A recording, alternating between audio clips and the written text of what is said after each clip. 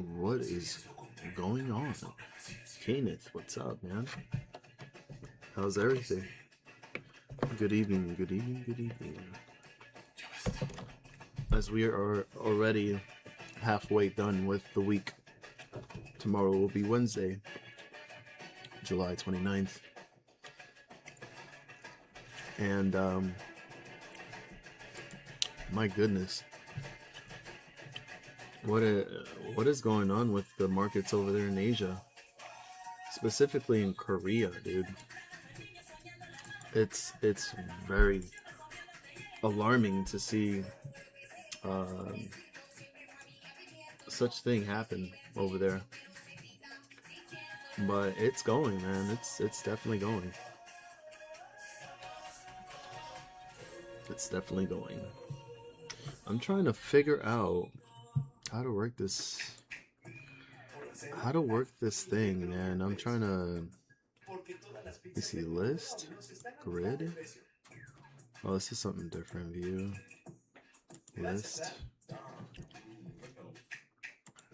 move down, move scene up.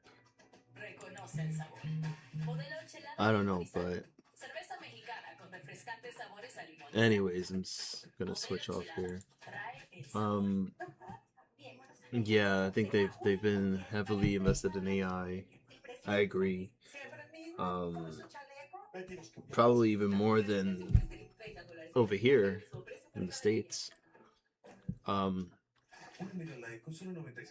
It's insane. You have the Korea Composite Stock Price Index down another, I guess, negative 5%. And you can see it here. Take a look at the daily chart as another bearish daily candle prints for today, and looking like it's a free fall. It's definitely a free fall. The momentum is falling. The regime is still bearish. And the quantum RSI is showing that it's almost oversold. It's disgusting. What up, Mark? What up, team? What up, Lions Den fam? Back at it again with another stream for you guys. And to thank each and every one of you once again yesterday for wishing me a happy birthday. That really means a lot. And, you know, I'm pretty grateful with that. You know, even though my birthday was just a regular day at work, doing a 9 to 5, you know, just playing handball afterwards, you know, getting some workout in the courts, and coming home to my brand new PC, which is beautiful. If you guys can actually see it. Actually, you know, as a matter of fact, I think it's somewhere here. I shared this. I shared the image on the chat, so you see. Yeah, so this is the PC right now that I'm working with. And it has a GeForce RTX 5060 Ti, 32 gigs of RAM, Intel Core i7. You know, not the latest graphics card, but it still gets the job done, and I'm pretty excited about it. Wait, hold on. As long as it's projectable. But as soon as the news starts breaking and analysts can make their model, and they're not going to ask these idiotic questions that you read on Reddit. Don't we want to diversify? I argue you already did diversify. Oh gosh, I'm loving it. I'm loving it. Yeah, definitely a nice CPU. Got the details. Let me see something here.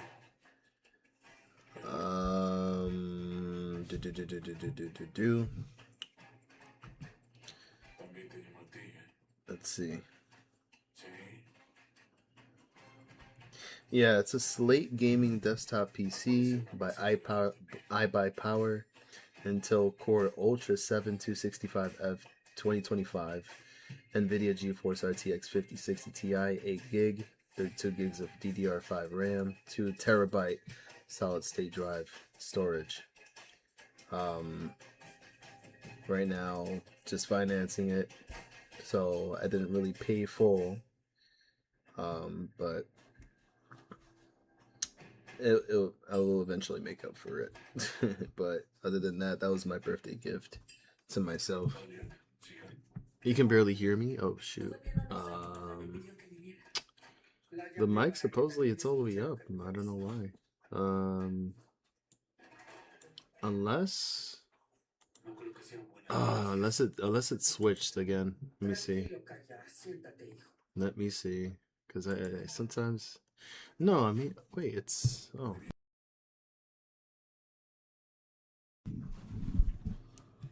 I mean, can you hear me better now?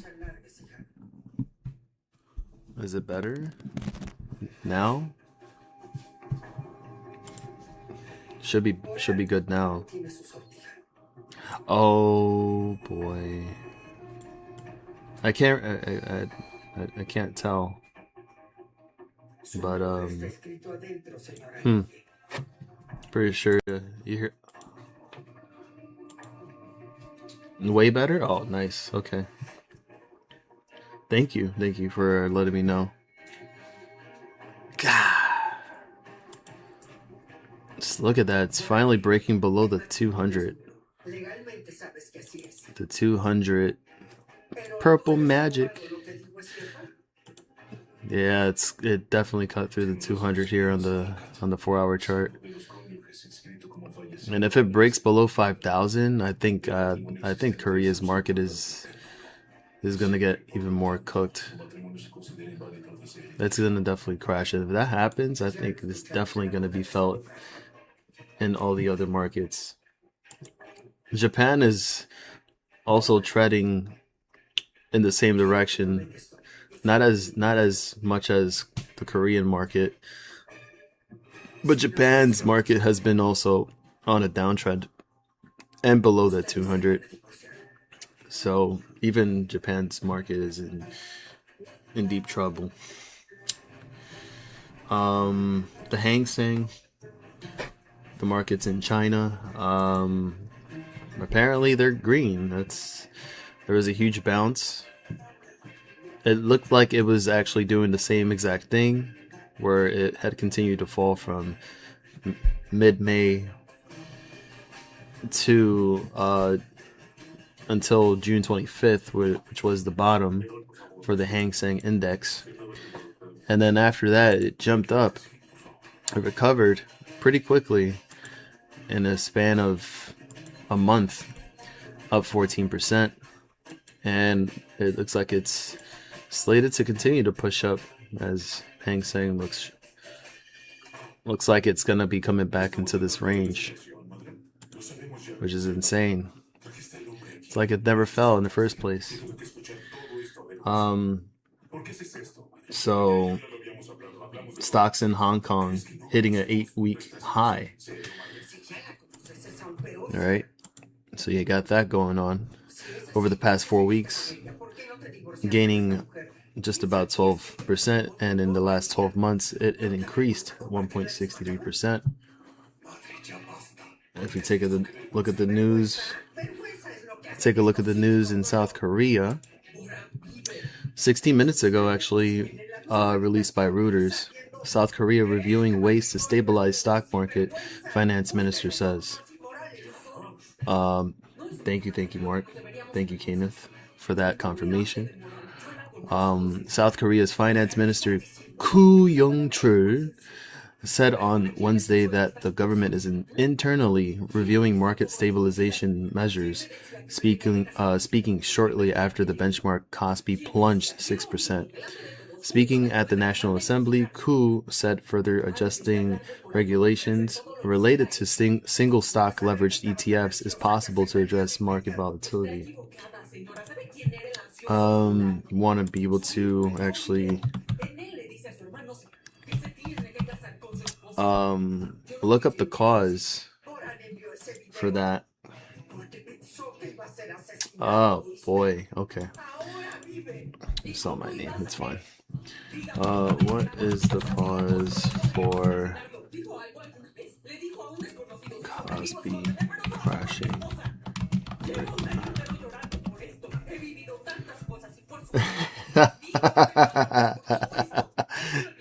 Here, let me play that clip. Let me play that clip once again, just for the heck of it.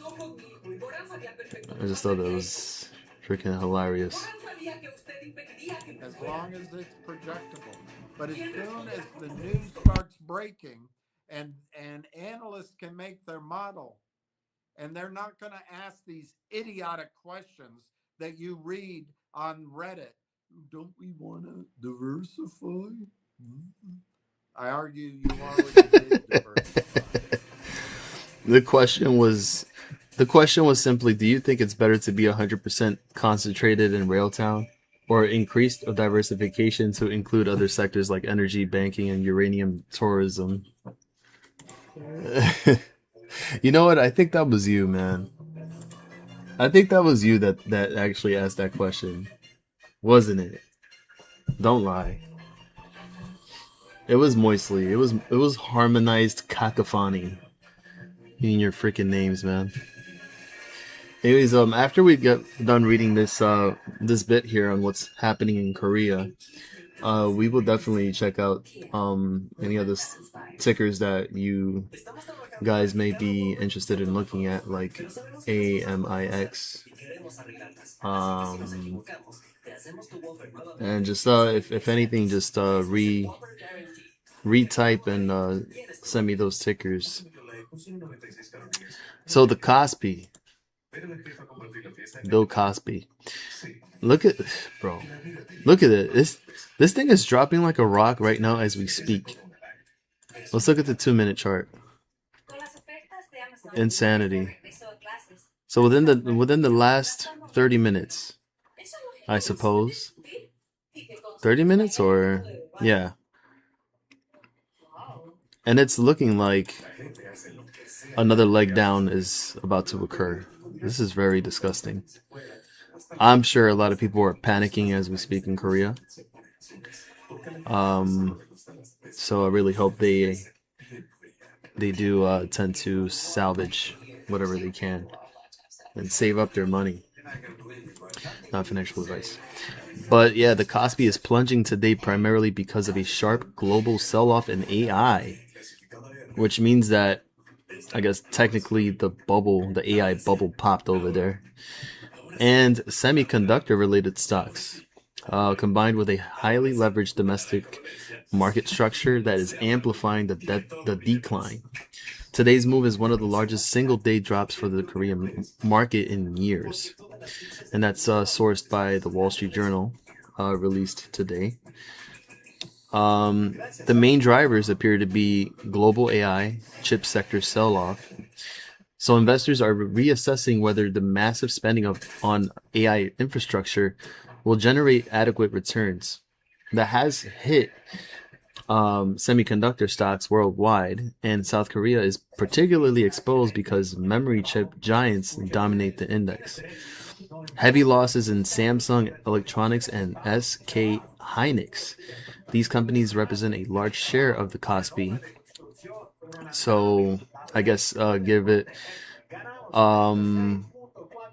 let's just say in comparison, Samsung to your Apple and SK Hynix to your Nvidia, maybe. So they represent a large share of the Kospi. And Kospi being like, I guess, the SPX or whatever. So double digits declines in their shares have an outsized impact on the entire index. Concerns about Chinese competition, reports that Chinese firms are making progress in semiconductor manufacturing equipment and memory chips have increased worries about future pricing power and market share for Korean chip makers. So I'm guessing that is also the reason why the Hang Seng is green also. Because look at the gap. This thing just gapped up like pretty highly. And it's up almost 2% in the day in China.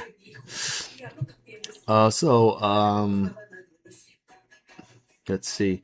Forced selling from leveraged investors. As prices fell, margin calls and leveraged ETF rebalancing accelerated selling, turning a large decline into a much steeper one. Temporary trading halts, sidecars, circuit breakers were triggered as volatility surged. This is also occurring against a backdrop where the Kospi had rallied exceptionally strongly earlier this year. After such a rapid run-up, the market became more vulnerable to a sharp correction once investor sentiment toward AI weakened, which was sourced by the Economic Times last week. So if you're asking because you own Korean stocks, no, I don't own any. But how will this actually affect the U.S. markets is the main question here. Just remember that ChatGPT is AI and can make mistakes. Please do your own research, and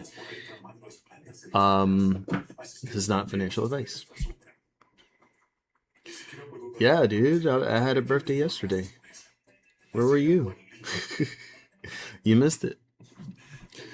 I kind of had a little birthday stream last night. So let's see. So the biggest effect on the US is not that South Korea itself is crashing. It's that South Korea is the world's most chip-sensitive equity market. Investors often treat it as an early indicator for the global semiconductor cycle. Here's what ChatGPT would watch. So number one would be NASDAQ and semiconductor stocks, which are likely to remain under pressure. So if Samsung and SK Hynix are falling because investors think AI infrastructure spending is peaking or competition is increasing, United States names such as U.S. companies such as NVIDIA, AMD, Micron, Broadcom, and equipment makers like Applied Materials and Lam Research will likely feel similar pressure. Today, NASDAQ futures weakened as the Kospi sell-off spread globally, which was sourced by Barron's in an article released today. Then the S&P 500 may hold up better than the NASDAQ. If investors rotate out of AI and semiconductors, they often move into more defensive sectors such as healthcare, consumer staples, and utilities. In today's trading, that's largely what happened, as chip stocks fell while the Dow outperformed due to gains in more traditional industries. So let's actually take a look at that. Let's see what actually went up today. As stocks like IBM actually was up 5.21%, went up 11.27 points.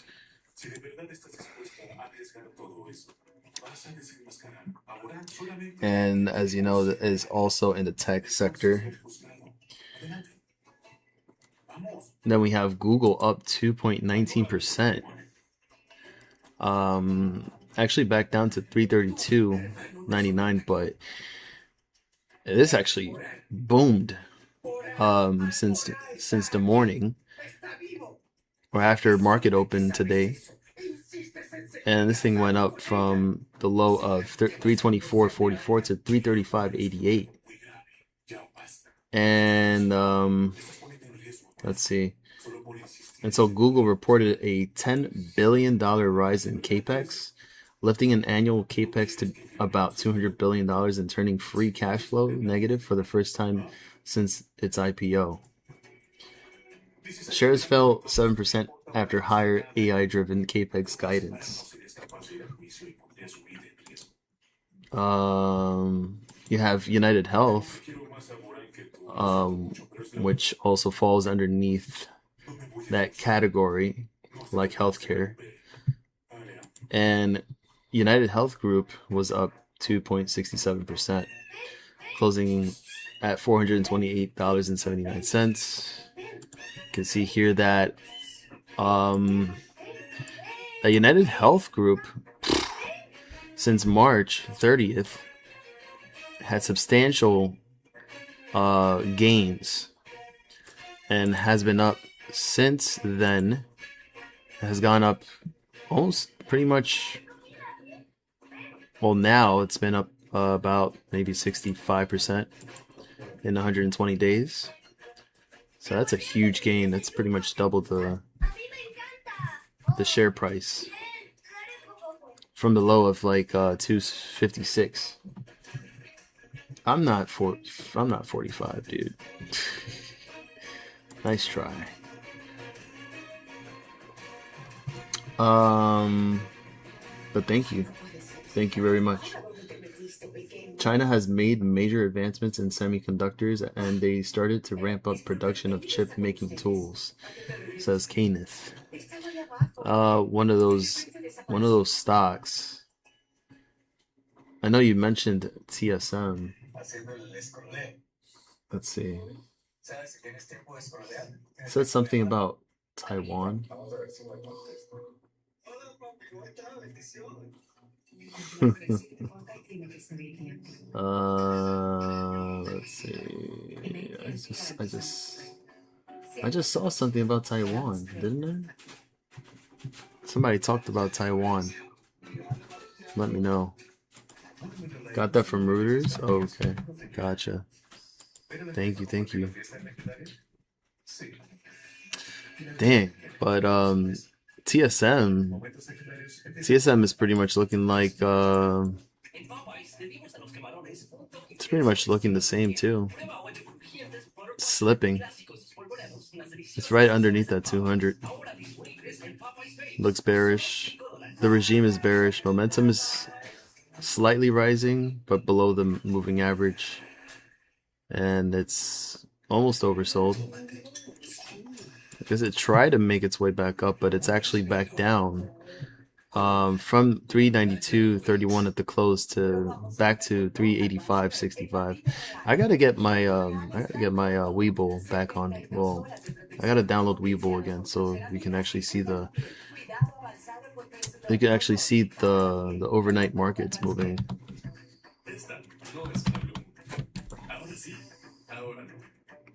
Go for traders. Yeah, sure, whatever. I go to charts. My watch lists. TSM 24. Oh yeah. Wow. Wow, what a pullback. This is actually right now as we speak. Damn. And this is on a 2-minute chart. That's a big drop. Over $1 worth of a drop here. Hold on, where's the setting for this?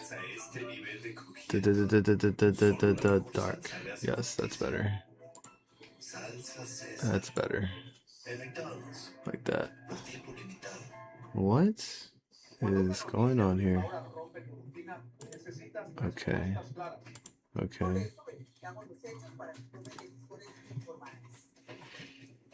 Is there? Oh, wait, hold on. Oh, there it goes. You have Moomoo. Oh, you have Moomoo and can watch the overnight markets too. Yeah. But which is better in your opinion? You think Weeble's better, or you think Moomoo's better? Look at that. So now it's down. Yeah, so now it's down for sure. Yeah, before you go, I could take a look at it. I don't want to leave you hanging. But dang. Oh, it actually moved over. It actually moved overnight. So it did close at $2.75, and then it actually boomed in after hours to 437. Wow. So it had news. Was there any type of news that happened, or autonomics medical demonstrates renal nerve sensing and neural activity change in preclinical study. But yeah, this thing actually boomed, like literally after market hours, and went as high as 493. Are you in this by any chance, Mark? Wow. Let's look at it on Webull.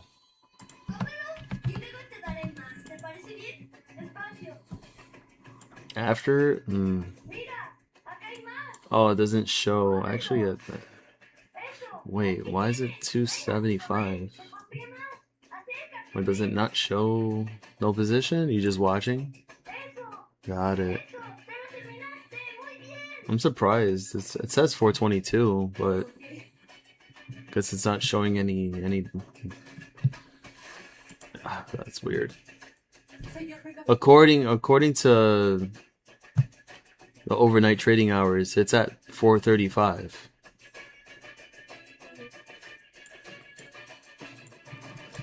So it's staying up right now. Wow, but that's a big drop, and it had a reverse stock split back in June 24th, a 1 for 21. And I guess like it just got shorted to hell, all the way down to a point where I guess the short interest was high, and this thing just broke out at 234 at the bottom and went crazy. I don't even know if this actually has options. Oh, does it have options? No, it doesn't. Okay. So it has no options on there. Chart exchange. Let's see. Short interest. 11, as of the 15th of July. These were 61,662 shares short. Short interest of 11.71. Cost to borrow is at 22.86%, but there's actually no short shares available. So they ran out of shares. That was as of 8:33 this evening. And again at 4:38 p.m. in the afternoon. So that was actually after market close, and during the time where AMEX exploded afterwards from 275 all the way to 493 in literally like 15-20 minutes, going up $2 like that. Kospi down 7%. That is insane. Very scary. Wow. Dude, Mark, that other ticker that you mentioned a long time ago, I don't know if it was a few weeks ago, but BIYA, remember? BIYA? BIYA. BIYA. Right?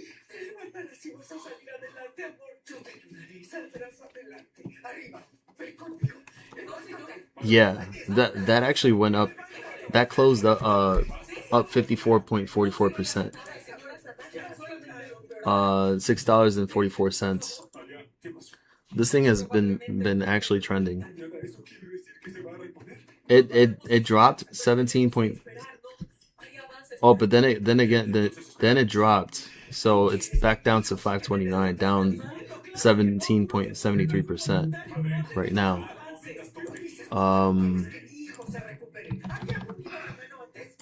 Let me see. Yeah. So it's down to 543. So it'll be somewhere around here, back in this range. Let's see.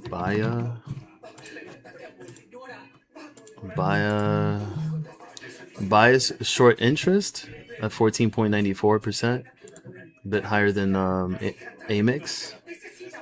Oh my gosh.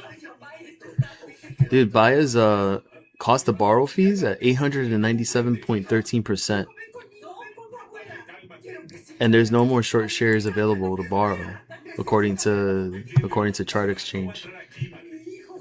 So this actually jumped. They had added shares up to 60,000 right around the afternoon at 12:29 p.m. and the cost to borrow was 631.90%. Before that, at around 10:24 in the morning, it was at 902.33. The cost of borrow is just fluctuating. But yeah, you have it going back down from 902 to 651 to 642. Now back up to 897% cost of borrow, and now with no more shares to short. So that's gonna put a lot of pressure. But Baya has been doing his thing since you actually called that ticker out. Honestly, it had already. Well, it had two reverse splits recently back in July 13, which was a 1 for 10, and then December 30th, 2025, a 1 for 25.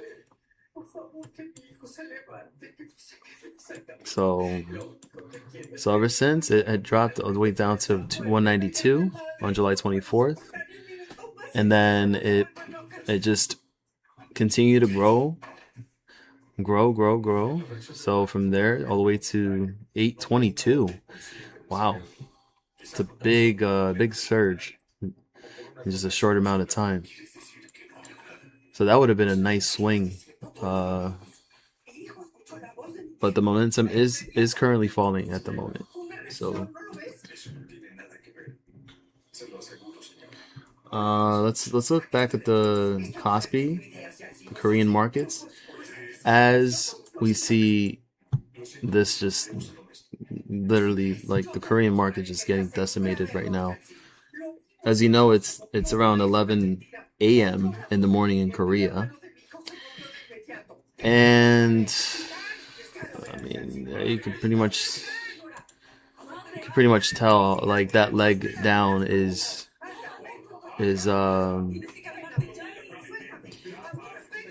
I mean I'm speechless, man. Like, can you imagine that happening over here? This is what a crash could look like, a market crash. Look at the 1 hour. The 1 hour looks just, oh, that is insane. So if it hits somewhere around 10%, below 10%, then they would have to probably trigger the circuit breaker, trip the circuit breaker again, like you said. So that means so then what is the rest of the market doing? Let's see. Look at the SPY futures. So SPY futures is kind of choppy. Oh, that, you know what? I just realized tomorrow is the decision for the interest rates. So Federal Reserve Chairman Kevin Warsh, he will be making his second appearance, making his second press conference officially. But right now, I mean, it seems like it's just been choppy. So we don't know what could happen. I think there was somebody that said that that they would just leave the interest rates as it is. But yeah.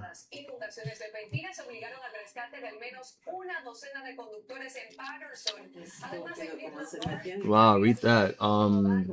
Kenneth says the Kospi has tripped the breaker 14 times in its history. 8 of them were in the last 10 weeks. Can you, like, Like, I mean, I can't even tell, but that is insane. Jeez, look at, he's asking to get blind. Why would you want to play so close up to the screen like that? I'm sorry, I just got distracted there for a second. Can you imagine like doing doing trades with a big screen like that, all curved? Let's see. Triggered a sidecar temporarily suspending program trading in Seoul. So yeah, just an hour ago here, South Korea triggering Kospi market sidecar as futures plunged 5%, suspending program trading temporarily. I think they just like halted the entire market, is what they're saying. So nobody can really trade anything at all for that moment.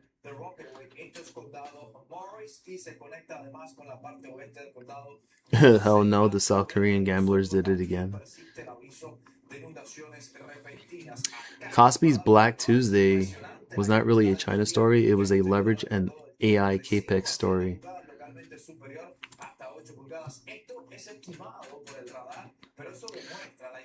According to a strategist Yoon Jiho, the deeper concern behind the sell-off is that big tech data center spending is beginning to pressure free cash flow, while bond financing conditions are also becoming less favorable. The market is no longer asking whether AI demand exists. It is asking, how long can hyperscalers sustain this investment pace?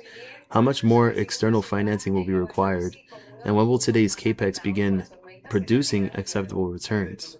That concern collided with excessive leverage in the Korean market as prices fell, margin calls triggered, forcing selling, and that selling created further declines, which then produced another round of liquidation. So the real problem was not one bearish headline, it was a self-reinforcing deleveraging cycle.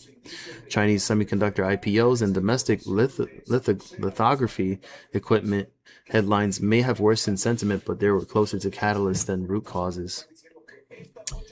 Okay, gotcha. All right, so Mark is off to a meeting. All right, hopefully that meeting goes well. Enjoy the meeting. DFNS stock has been nuts past few days. We'll take a look at DFNS. I'll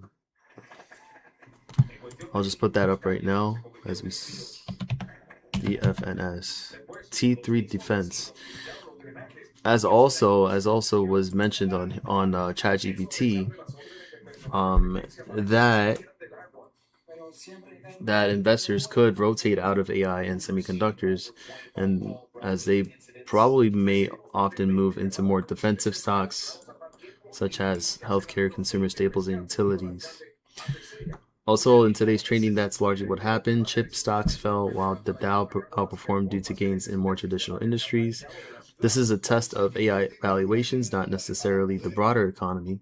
But if the market concludes that AI demand is merely normalizing after an extraordinary boom, the damage could remain concentrated in technology.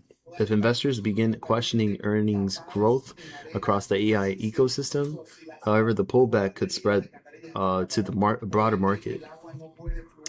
Volatility could increase because of leverage, so analysts have noted that the leverage ETF positions and margin borrowing have amplified the Korean sell-off.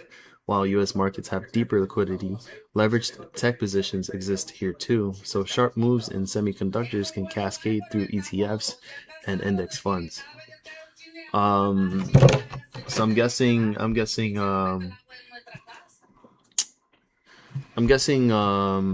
this is one stock. What is it? SOXL? SOXL. Hold on, let me see.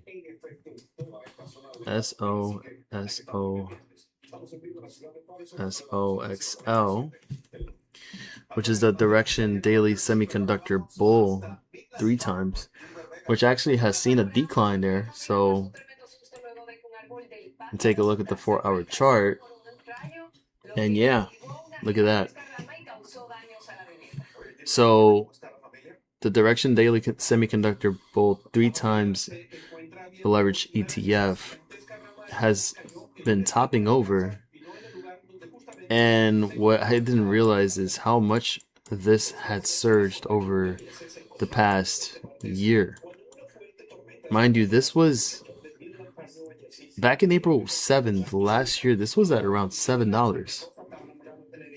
And it was still paying in dividends of like 6 cents. Well, a penny. Then it finished paying off those dividends. And they stopped paying dividends. And then it just really took off afterwards during the next year and a half. So from $7 all the way to as high as $302 a share. That is massive. Massive, massive. I would have never thought that this would be possible, but it makes sense, with all the AI boom and, the mass production of, well, the high demand in chips and all of the stuff that's been happening. I could imagine that the end result would be this. I mean, this could be the signs, and it could be that this would possibly continue to fall further, even down to back under the double digits. Support showing here on the daily chart, theoretically at around the 60s. It did close at a price of $109.05, but down. So down, closing at negative 14.52%, but down an extra 5% to $103.69, and it's actually moving pretty. There's some volatility going on there, so we don't know what's happening. It was up here after hours, but now it's back down from 111.60 and so forth. So let's see. Is there a way to actually? Let's see something here. Because I'm trying to see if there's a way to actually look at the actual candles for extended trading. Oh, 24 hours. Here we go. Oh, we got it. Okay. Okay, we found it. There we go. Now we can actually see what's happening in the overnight. I was wondering about that. So at a moment during, like, towards the end of aftermarket hours, SOXL had jumped from 102 all the way to 111, 115, and then just dumped back everything that had gained from that point, now back down to here, and trying to do somewhat of a double bottom here, but the point is that it's still down. Like, it's still down in the larger time frames. So again, this could be a sign of a lot more sell-offs, especially in the sector, the semiconductor sector. And let's see. So we're wondering how serious this is, as ChatGPT here describes that at the moment it characterizes this at most at risk semiconductor stocks, AI infrastructure companies, and the Nasdaq 100. Moderately affected is the S&P 500 because technology is still a large portion of the index. The least affected would be value-oriented sectors such as financials, industrials, healthcare, and consumer staples, which may even benefit from sector rotation. So the key question over the next several days is whether this proves to be a valuation correction after an exceptionally strong AI-driven rally, or a genuine deterioration in semiconductor fundamentals caused by weaker demand or stronger competition. So, so that is what we're seeing right now. The spy is, let's see. Yeah, so the spy, also just trying to hang on here to 740 to dear life. As you know, there is a big gap. There's a big gap that I still feel like in some ways could be filled in the future. There's all these lines here. It's making a mess of this chart. But this supposed gap is showing somewhere around 660 to 670. And with a correction like you're seeing, for example, in the Korean market, I would suppose that it would follow the same path once everything starts to spread into the other markets and then cause a lot more tension and then a lot more fear. And then as soon as you know it, then you have all the markets in general doing the same thing and all falling at the same time. Because now, because of what's happening, because of that pressure and all the stocks that are involved into this, like names like Nvidia, AMD, Micron, Broadcom, would eventually affect the broader market. So Nvidia,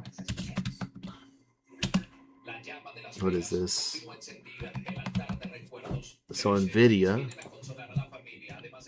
it's all following the market right now, the SPY. So this is pretty much the same trend, just in case. Then AVGO, which is Broadcom. It's all the same. Algos, MU, not NU, Micron Technology, AMD. See, it's all the same. It's the same algorithm. It's the same algorithm. What about Apple? Apple, for some reason, is taking a different trajectory. And even if that was the case, it doesn't seem like it's going to come down anytime soon, unless otherwise the whole market goes kaput and then Apple would be part of the selling.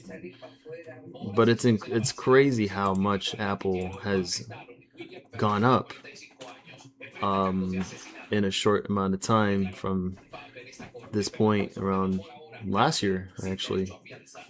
Just up since last month of 25%.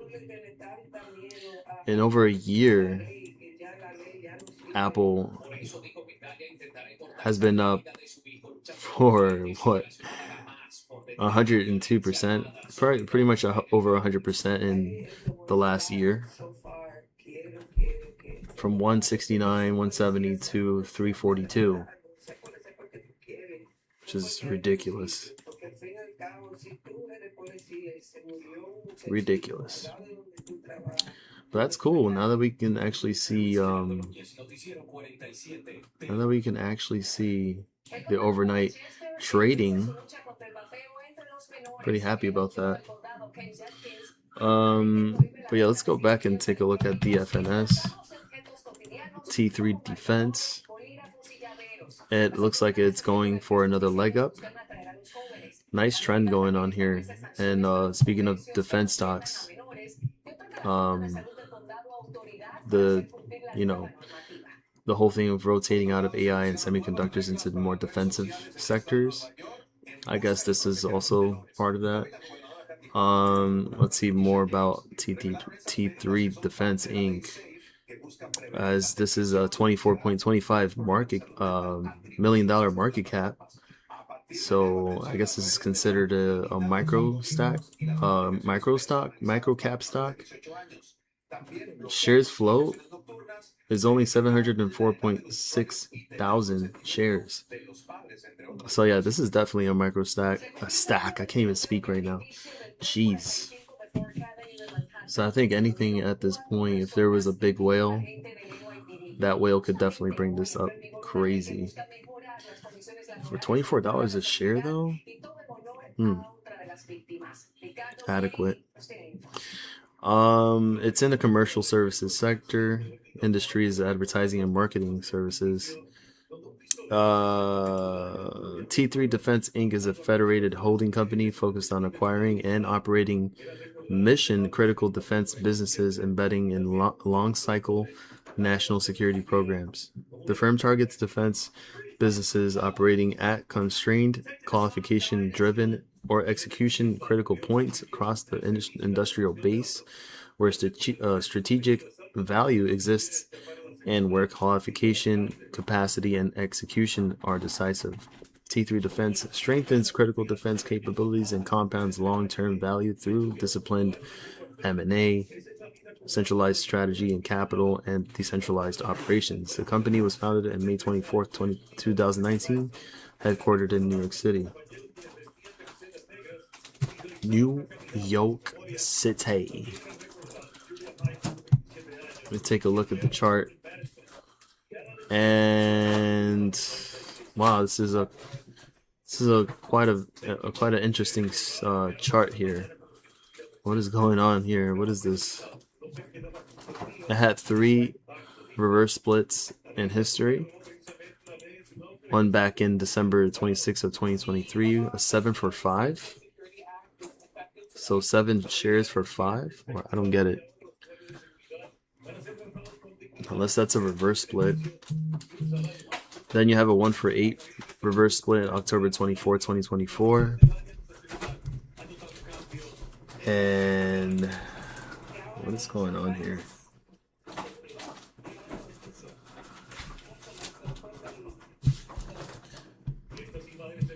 And then the recent one that had just happened, actually, which was July 20th of this year, a 1 for 125. Jeez, 1 for 125. No wonder this. No wonder it's such a micro cap. Well, not but no wonder the shares outstanding is at 704,000 with a market cap of 24 million. So it man, let's see. Let me look. Let me just check this out. Tier defense, short interest. Good lord. According to Chart Exchange, as of July 15, there were 107,514 shares short with a short interest of 112.10%. Cost to borrow 11.49%. There's no more short shares available to borrow as of today, as of right now. And it looks like it's climbing back up. Looks like it's climbing back up right now. So we could see this. We could see this breaking back over the resistance here at $35. We'll just put an alert for 35.45. But other than that, I mean, this is a huge, it's a huge swing from the point where they implemented the reverse stock split, and it went down as low as $4. Actually went back to $9 at that moment, and then dropped back down back to a low of $4, and then from $4 all the way up to as high as $34. So from $4 to $34. That's a massive move. Massive move for sure. But would that actually be it, or look at that? Over 850% in 4 days. Now that's a massive swing too. It's a great scalping opportunity. We wouldn't know for sure if this will actually continue to move up, but that's what it's doing right now. As we're looking at this chart, seeing if it's actually going to be able to come back up and break back over these resistance levels, whether it's at 28 or 30 or 35. But if it fails, then it would have to test back down to 20 and so forth. That's crazy. Precious metals, by the way, taking a look at what's happening with that, it saw a huge decline, man. It's crazy. I wonder why that is. I wonder why that is. But anyways, I want to say maybe it could be. Let's see. Um, let's see. July 20th.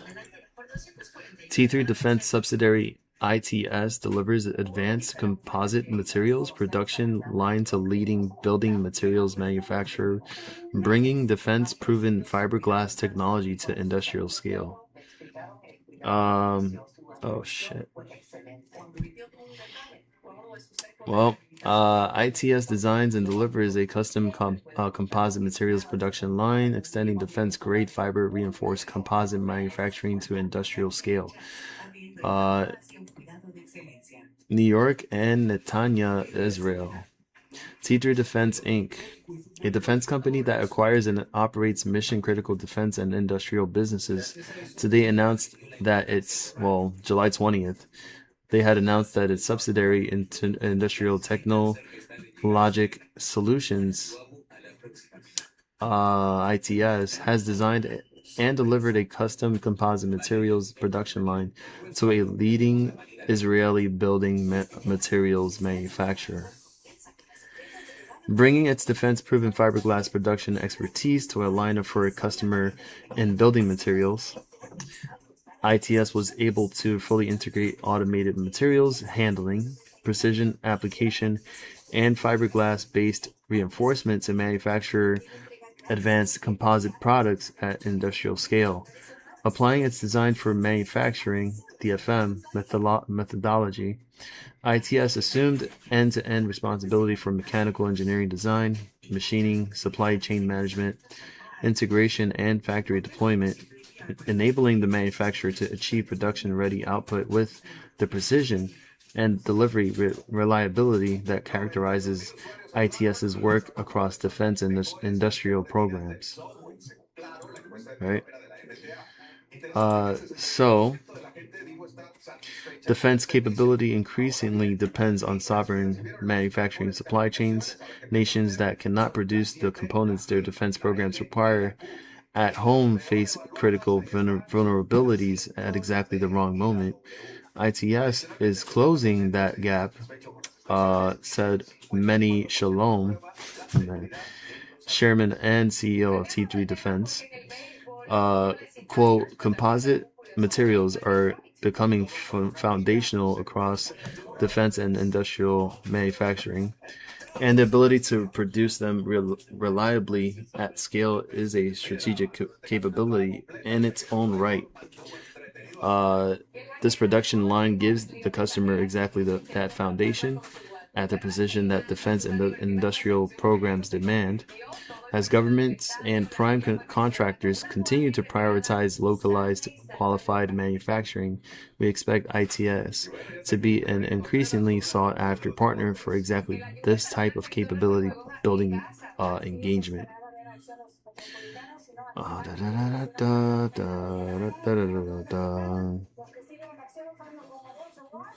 Okay.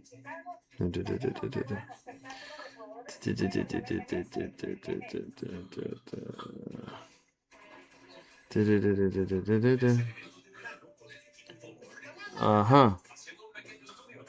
Uh-huh. Okay. So that's that. USA just blown their militias in Iraq, so the war's back on. Yeah. So yeah, according to what's happening with oil currently, oil rises on renewed supply disruption concerns spurred by Iran's surprise missile attack. So they're at it again. They attacked. They had launched a surprise ballistic missile attack on American forces in the Middle East, marking a sudden escalation after 4 days without strikes from either side. Iran's attacks came just hours after President Trump said that U.S. would restart strikes against Iran if a ceasefire deal couldn't be reached. Also, Iran said on Tuesday that it rejected an Omani plan for resuming traffic in the Strait of Hormuz, presenting its own proposal that would give Tehran more control over shipping in the key waterway. Front month WTI crude oil futures are 4.1% higher than at 82.53 per barrel. As you can see there, no surprise. After the pause, it gapped down and then dropped from as high as what it was, like almost $94 a barrel, then dropping as low as 77, I believe. Yeah, let's see, 77, 78. And now after the strikes commenced again, now we gap up, and now we're heading to like a little bull flag here on the hourly chart, and seeing if this actually does recover, as you know, if the tensions do continue to escalate from that point, and then fill that gap back up to the mid 80s, from 86 to 88, around that range. It cannot it might not happen now, but it could happen within the next couple of days, or maybe into next week. So who knows? Let's see. Kenneth says Cosby found its way to 8%. Oh my gosh. No way, dude. That is insane. If this actually comes back down,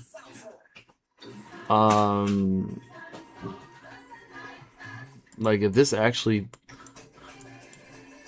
makes its way to 5,200, pretty much 5,000 on that mark. 5,000. That's where the 200 is supposedly here on the daily chart. But if it breaks below 5,000, this could be big trouble. In my opinion, this could be very like big implications. Like this could spread across drastically to other markets, man. So that level is very important. That level is very important. So it has to recover. It has to bounce off 5,000. Because if it doesn't, then who knows? Like this could be on a free fall. This could be on the free fall. Look at that. It might not be now. Could be later. Disgusting. Jeez. And then Japan. Japan is actually coming down a lot lower too right now. So it's actually doing the same thing. Whereas now Japan is down negative 2.15%. It just fell below 61,000.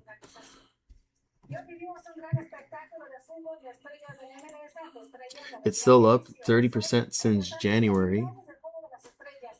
So if we take a look at January, yeah, pretty much from January 1st. I guess we could take it from here. And yeah, still up about 32%.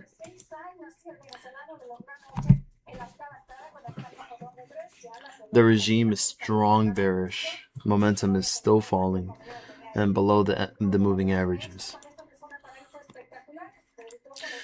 And basically the signal's right there.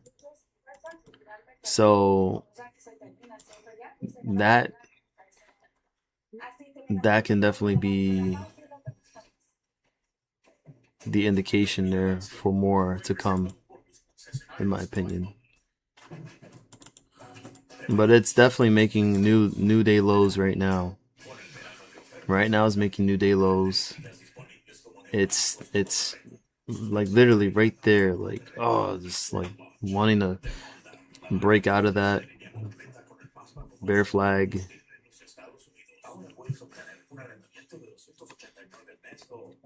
But it's too much. They're getting emotional. They're panicking. They're definitely panicking for sure. Absolutely. Just losing trust in their markets, in the government. What are they doing?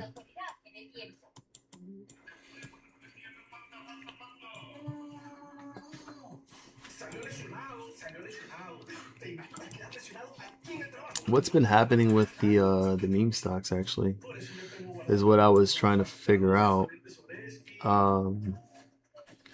Dang, Hertz actually came back down.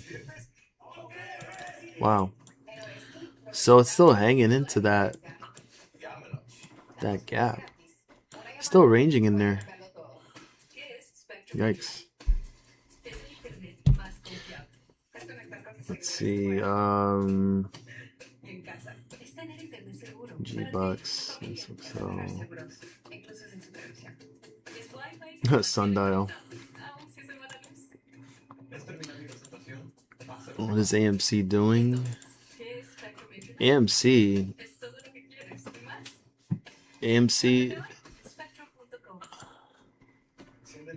is actually, I'll tell you right now,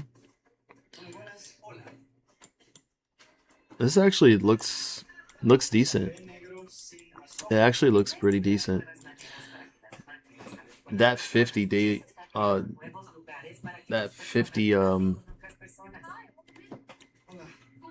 the 50-day period moving average, well, simple moving average, has a nice trend to it. Let's look at that.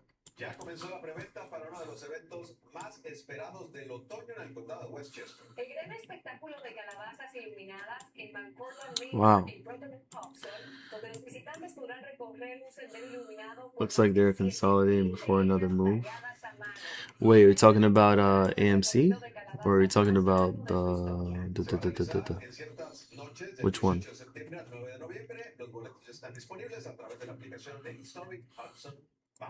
Wow. AMC closes 267, up 6.37%. Up right now in the overnight trading hours at 268, just 1 cent up. 2 days ago, second quarter revenue, refinancing, and the Odyssey box office. This is a weekly recap here on TradingView.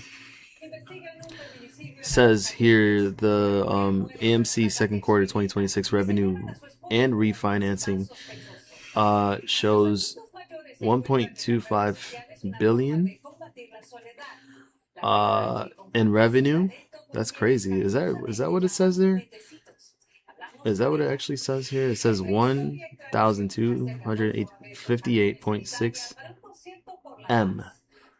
So I'm guessing that is 1.2 billion. Let's just say 1.2 billion in revenue, 338.1 million international, operating 845 theaters, averaging 9,249 screens, upgraded premium seats, launched the AMC Go plan, and refinanced $400 million notes, I guess the convertible notes, and $200 million in offering. The Odyssey weekend attendance, AMC Class A saw 4.3 million weekend attendees for the Odyssey. U.S. opening $124 million, IMAX record. Second weekend domestic gross, $87 million. North America, $286 million. And worldwide, $640 million. They just got a credit upgrade? Oh.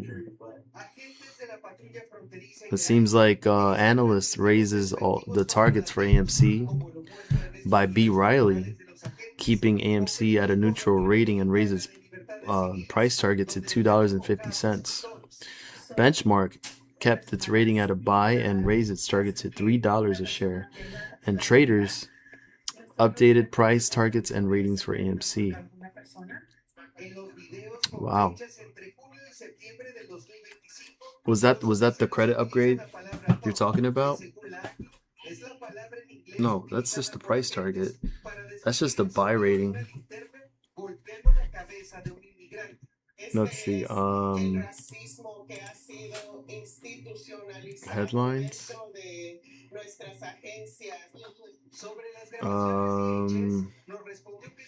Said something about a credit upgrade. Also, okay. 6 days ago. Maintained at a neutral rating by Macquarie.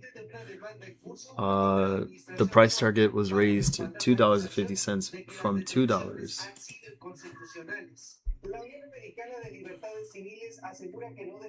AMC stock 12-month price target raised to $2.83. Implied 29% upside.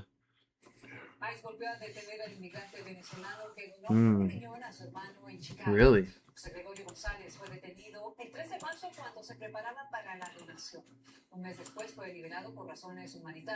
Interesting. Tony De Niro had a live show about it. Okay.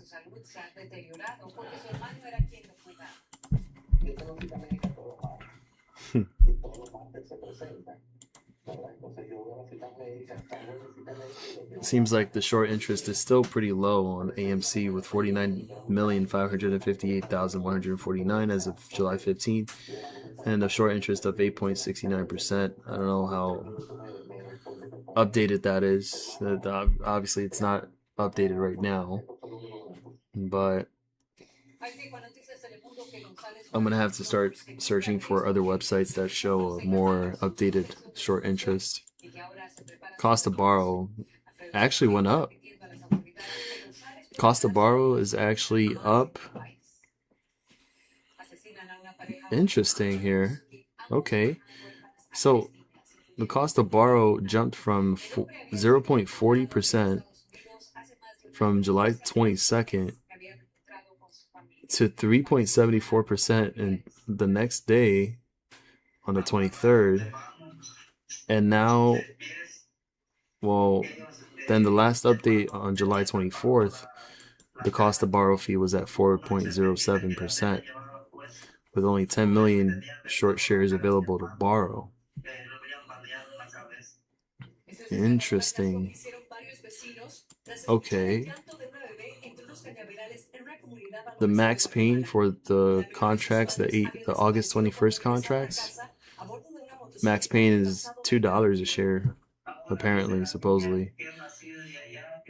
Who knows? We can't really trust max pains anymore. But the price showing that it's actually at $2.67 shows that the max pain is definitely not even the case, as the shorts are probably feeling the pain to the max. Let me see something here.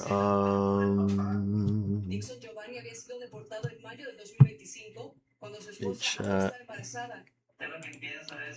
Clear the chat.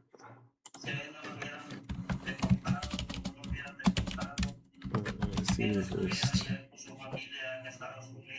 Fue hace apenas un mes cuando Gary tomó la difícil decisión de dejar Estados Unidos junto a sus 3 hijas para reencontrarse con su esposo en Guatemala, pese a que aún tenía un proceso de asilo pendiente. Ella tenía miedo de irse. Ella le dice a estas sí, pero no sé porque a veces es peligroso. Yo no quiero llevar a mis hijos para allá. Pero pues ella Okay, so it appears AMC did receive a credit rating upgrade, reflecting improvements in its balance sheet and refinancing efforts. Reports indicate the upgrade was driven by reduced refinancing risk after extending debt maturities, lower overall debt compared with prior years, stronger operating performance helped by a better box office environment, and improved liquidity and a lower perceived probability of default. For shareholders, a credit upgrade can matter because it may reduce future borrowing costs, make refinancing easier, signal that creditors view the company's financial position as improving, and potentially broaden the pool of institutional investors willing to own its debt. That said, a credit upgrade does not necessarily mean the stock will rise immediately. Equity prices also depend on earnings, future box office performance, valuation, dilution risk, and broader market sentiment. So yeah, that is the show here, investing.com. This was July 15th, published on investing.com. Texas Capital upgrades AMC Entertainment stock rating on debt progress. So, why do you do that? Why do you do that? It shows something about 245. I don't know what that is, but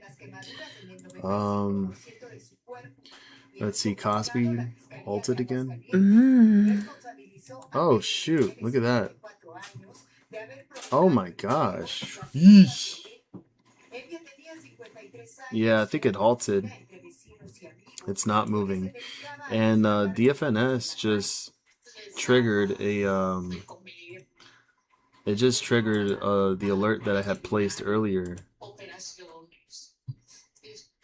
Let's see, how did it do?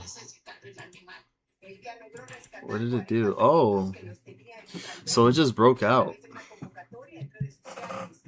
DFNS is actually breaking out as we speak. And it's up 15% at 2760. It literally just hit 2762 at this time of the stream. It's 11:44 p.m. July 28th. T3 Defense here moving up and seeing volume pouring in. Wow. Wow, wow, wow. Incredible. This is actually pushing up. You imagine a squeeze right now? Just witnessing a squeeze live on stream? That would be insane. Most random stock call out by Mark T3 Defense. All of a sudden we see a squeeze in front of our eyes. We'll see what happens. I want to place another alert here. See if that breaks over that. But yeah, Korean composite stock price index. Looks like it just halted. It halted. It tripped a breaker, a circuit breaker, and it stopped at 5,531 and 57 Korean won, down 492 points. That is insanity. This is what a market crash looks like. It's not as violent as 2008 for sure, but this regardless still falls under that category in my opinion, especially when you look at it from the larger time frame. it looks even more disgusting than what it was before, about a week ago or a few weeks ago, when it was on a slow decline, and now that sell-off is accelerating even more. So now, in just 2 days, so from 6,768 on the high on yesterday to now 5,531.57, and it's way oversold on that quantum RSI indicator below that moving average, and the regime is strong bearish. Momentum is falling deep in the red. So we're going to see how that actually affects the rest of the market. Japan's market saw a little bit of a dip there for that moment, and still down 2%. Bitcoin on the hourly chart here still sideways, but overall we've been seeing Bitcoin trading sideways in the past month and a half, still ranging in the same prices here, bouncing between 60 and 66,000. And knowing that right now it's undecided on where it could go, I think it's just waiting on the announcement of the interest rates, as we will be getting that decision at 2:30 p.m. Eastern Time tomorrow, Wednesday, July 29th. And we'll see if it stays the same at 3.75 basis points, or if it actually gets cut down another 25 points, or maybe we just see a hike out of nowhere, a big surprise. That would be just, I don't know what you would call that, but I think it would be like the biggest shock in the world for Kevin Warsh to all of a sudden hike the interest rates. But I think that it's probably just going to stay the same at 3.75. So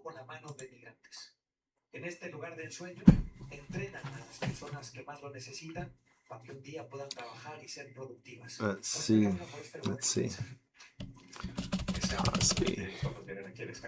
Cosby.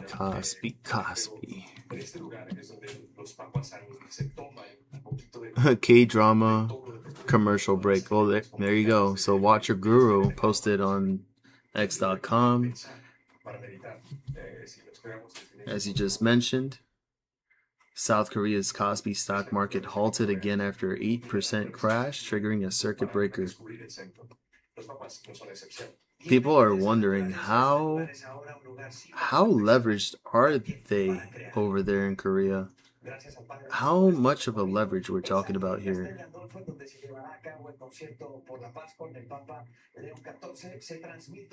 Yeah, that's insane.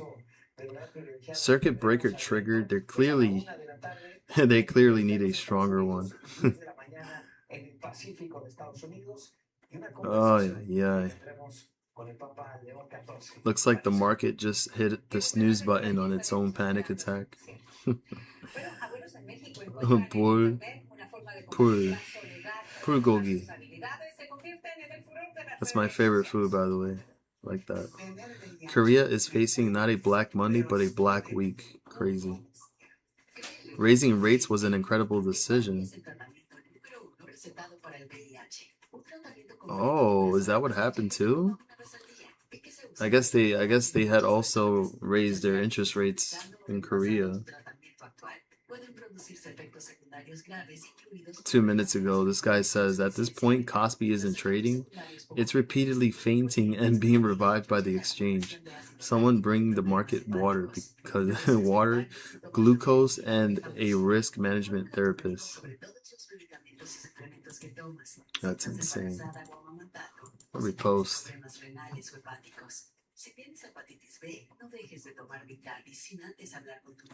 Gamblers took a ton of debt, took their retirement savings, and pissed it all away. No crying in the casino.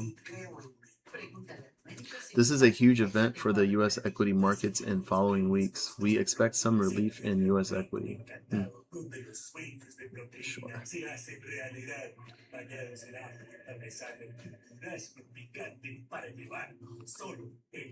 What's actually happening in Korea? That's not a crash, it's a small loss because Koreans panic sometimes. Relax. The comment section is hilarious.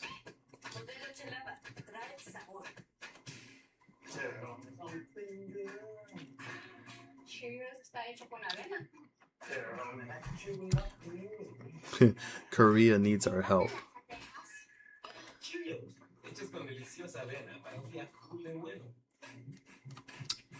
Ay, ay, ay. That's insane.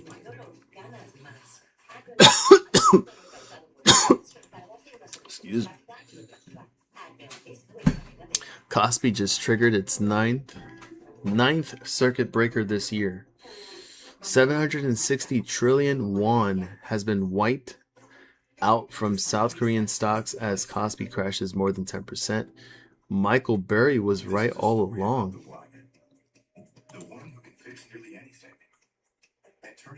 Did you doubt the big B? Looks like the Kospi just hit. Oh, okay. Dangerous sign, dude. I see it red, and I remember my ex.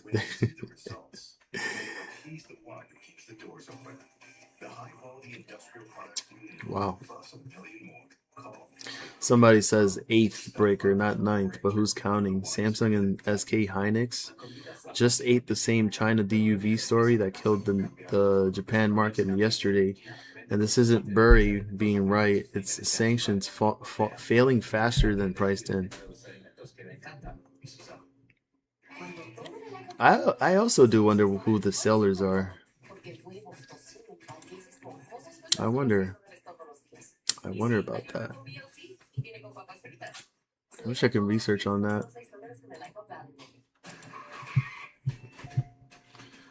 Ay, ay, ay. Well, what can we do?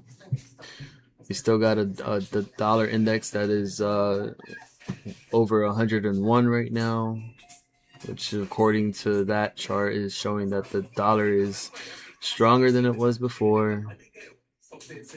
And then we have oil actually rising back up as we speak. Let's take a look at the 5-minute chart right now on crude oil. And it also looks like it's actually trying to come back up to 83 and probably break over that. So, wow. So yeah, oil coming back. Implied Yo INDO.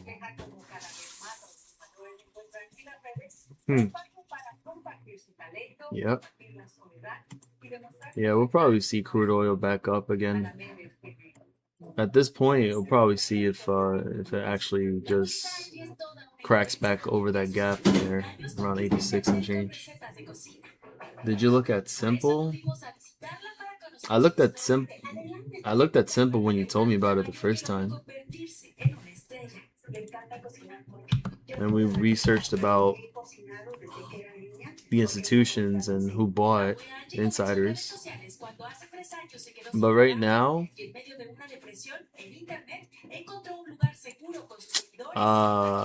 since you told me about it, when was that?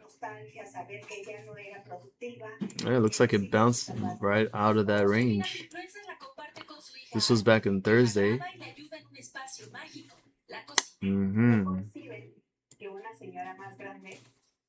But right now, it's pulling back.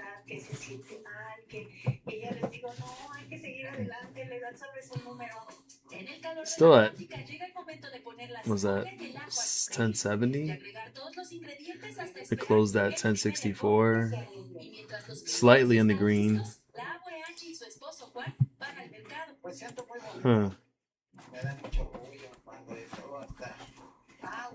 But for some reason, the momentum is still falling according to the quantum RSI,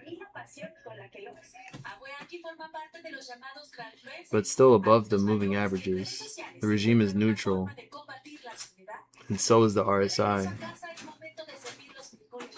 This thing was up at 1577, ended up falling all the way back down to 1015 and started to make its way back up. Simply Good Foods.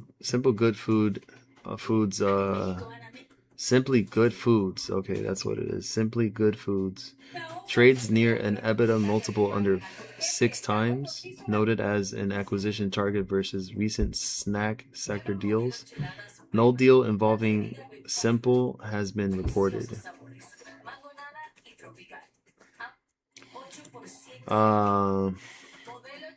But yeah, it seemed like it did gap up for a bit, and then it just literally like lost all of those gains back down again and filled the gap again. So I don't know if it's actually going to stay above the 50 SMA, but you know it would have to stay above 1070 and then make its way back to 11, which would be bullish, because then the trend would then continue to the upside. But if it falls below that level at 1065, 1050 to 1065 around there, I think that it would then try to pull back again to range around 1020. That's on the hourly chart here as I'm looking at it. Yeah, that's a big drop though. 1121 to 1061. Family-owned companies have big appetites for U.S. snack M&A. Family-owned companies find value in public snack food firms. Recent purchases includes Utz, WK Kellogg, and Kellanova. Food stocks out of favor due to weight loss drugs and changing tastes. See, family-owned food companies are stocking up on U.S. snack companies, which are warming to the idea of private backers, many of them overseas, that can help them weather the storm in the supermarket aisles. Let's see, Campbell's, Pep, C&J, Simple. Oh, so let me see. The acquisition valued Utz at roughly 12 times core earnings, which excludes interest, taxes, depreciation, amortization. TD cited Bell Rings Brands, which trades below 8 times next year's EBITDA, and Simply Good Foods, which trades below 6 times that figure, as potential targets. Pepsi Company trades at around 12 times the EBITDA.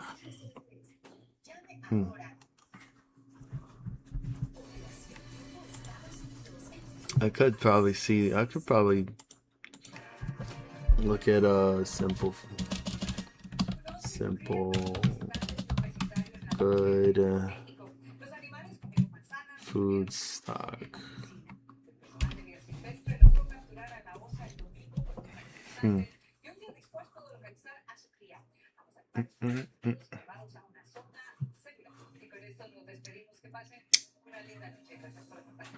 Morningstar.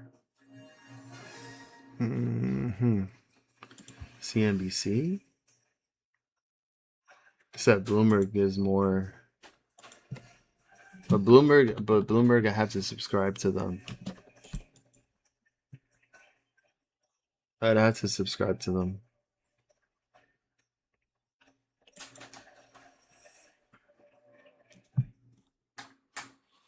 And then dilution also. Oh, accept it. Yeah, I gotta pay this freaking subscription for that. Dilution tracker.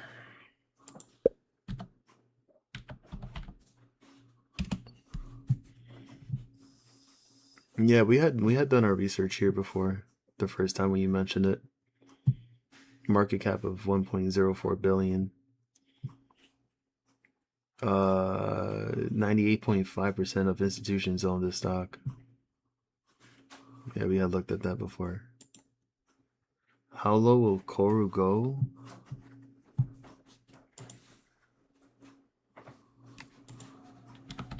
What? I've never even seen that one before. Koru. Oh, direction daily South Korea bull 3 times ETF. Shit will go low as low as the markets get over there in Korea. I mean, that's what it's going to be doing if it continues to fall. That it would have to track. Yeah, it'd have to track and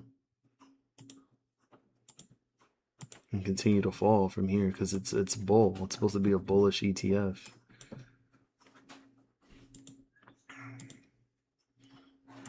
It actually did also have a reverse stock split.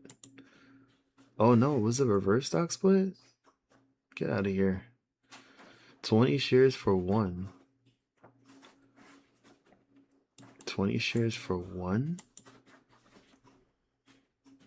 No, wait a minute. 1 for 2. Yeah, this is a reverse. This is a forward split. So you're 20 shares for 1.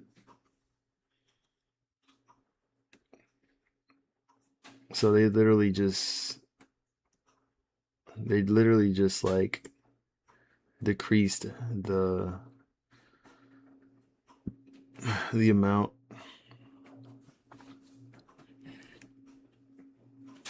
The AUM at 1.30 billion. Wow. So yeah, mind you, this closed at 14.15.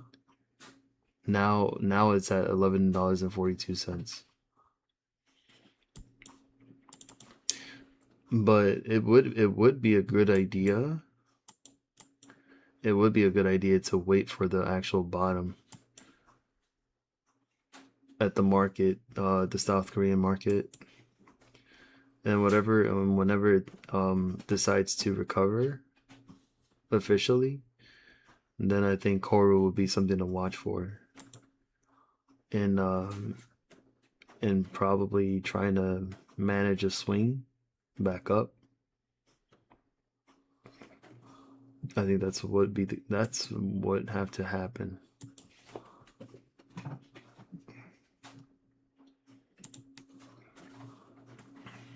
Let's see. Still sliding down? Good lord.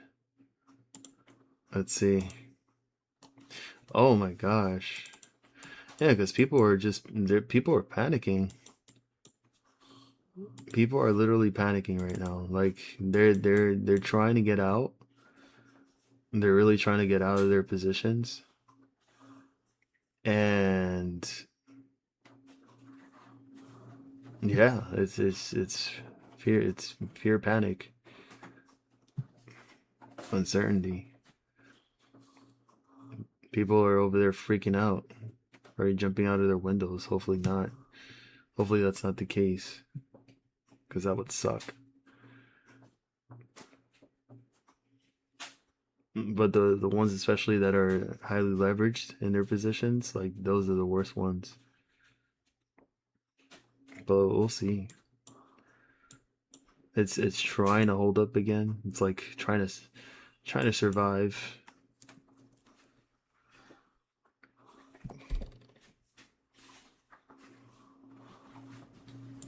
But it's crazy because it shows that it's pulling back down again. The regime is still strong bearish for the 2-minute chart. MGY may pop up since oil is up.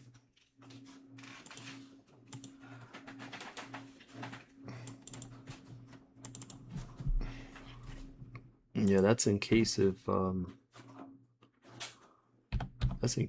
like these. Oh, Magnolia. Magnolia. Oh, but damn, what the hell? This thing dropped so much. Let me see. Let me see. They pay dividends every quarterly. Okay, so every quarter? Yeah, 16 cents, 16 cents, 15 cents, 15, 15, 15, 15, 13, 13 cents. These are dividends are going up slightly. But this was actually at the bottom of 324 back in March of 19. And then once like the whole thing with Iran started going on, then that's when it really took off. It took off hard from $4 all the way to as high as 30. High as 32.69, 32.70 around there. But right now currently at 23.89. It's actually pulling back a little bit. Kospi again. You just said it's 9. Oh my gosh. 9.67, 9.75%. This is wow. That is nuts. Oh my gosh.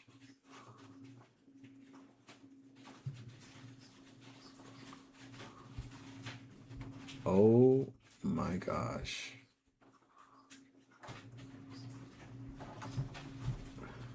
Taiwan. Let's look at Japan. And Japan is doing the same thing. It's almost down 3%. Hang Seng is oh well, it's not trading actually. Hold on. You said Taiwan? Taiwan moving down? Taiwan stocks? Oh yeah. Oh yeah. Look at that. This is Taiwan stocks, booming electronics.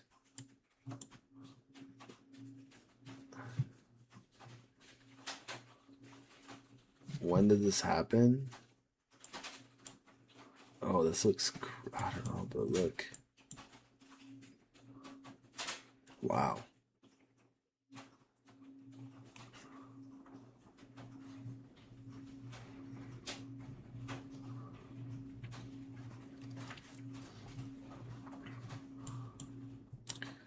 This started happening not so long ago, like maybe a few days ago.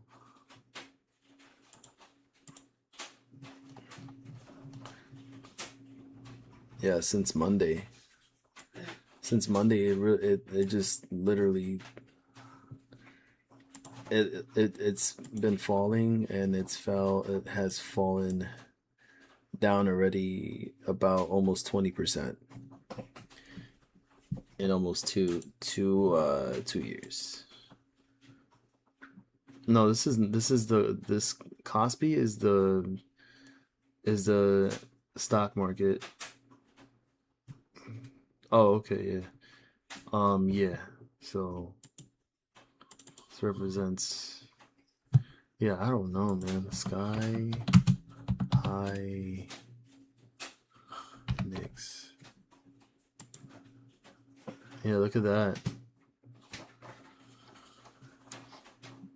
SK Hynix was at like 138. Now it's at 116 in the overnight trading hours.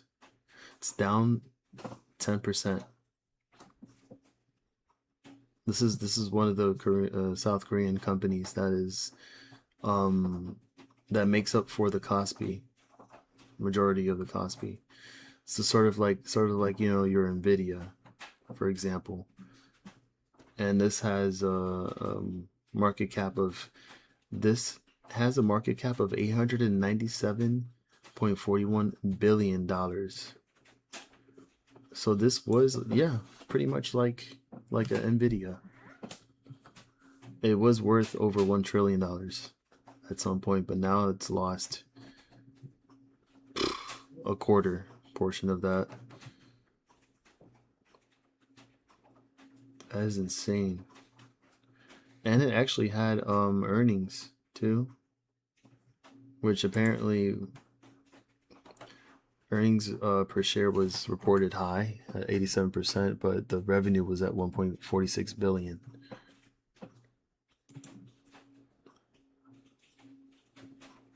They just partnered with Nvidia.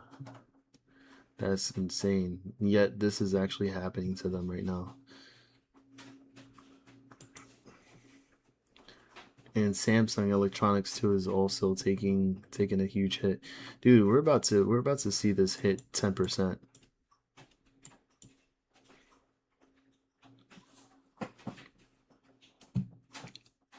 Did it just halt again? No, look at that. It's literally gonna hit 10% officially. It's 9.98%. Oh, wow, look at that. It actually just popped. Unless it was a desperate move to try to save the stock market from falling. It was literally so close to hitting 10%, negative 10%. Yeah. There's a big there's a pop right now.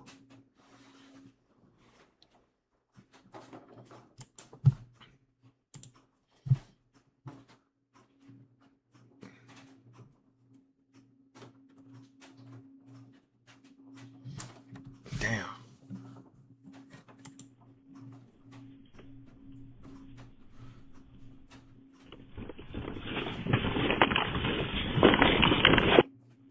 Wow.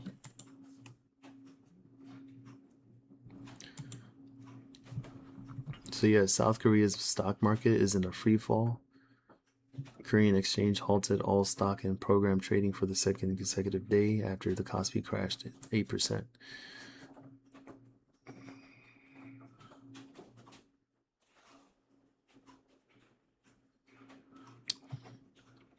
Chip-linked Asia names keep spilling over live into the U.S. open markets.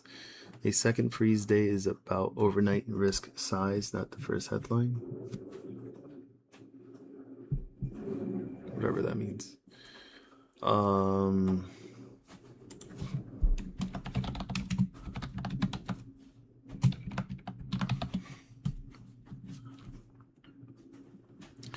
Let's just see right now. So it's a global chip stock sell-off.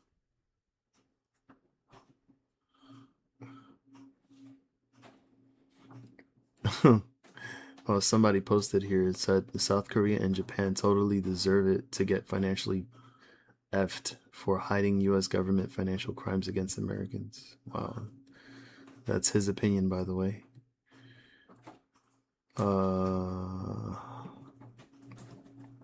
Their quote-unquote stock market is 50% to companies. Inherent absurdity to the upside and downside will result when a country's stock market index is again largely two single companies, which is Samsung and SK Hynix. Good buying opportunity for EWY. What is EWY? And look, it's officially 10% down. Kospi is officially negative 10.11%. God.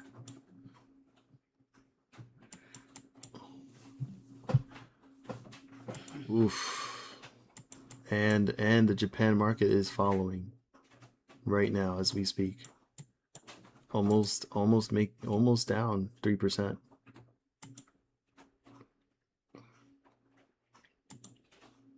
The Russell 2000 actually also down 0.45%. The Nasdaq 100 E-mini futures back down almost 1%. The S&P 500 E-mini futures also down almost 0.30%. So in some ways, the markets over here are actually feeling it.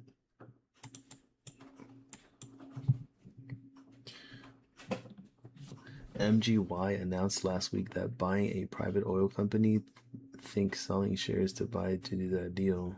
Well, they have to offer it to somebody in order for them to purchase, and it's an offering, I think.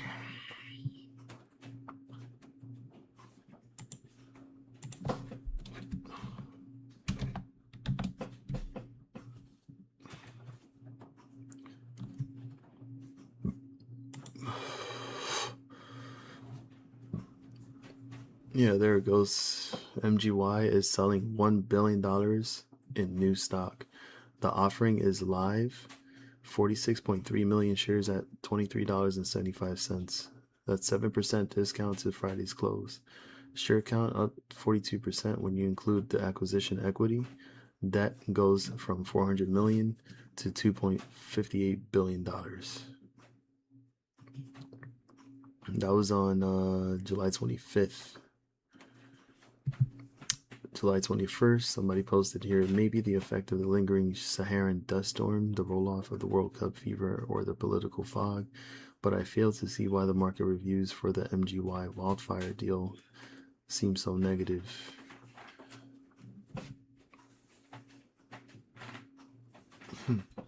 But yeah, it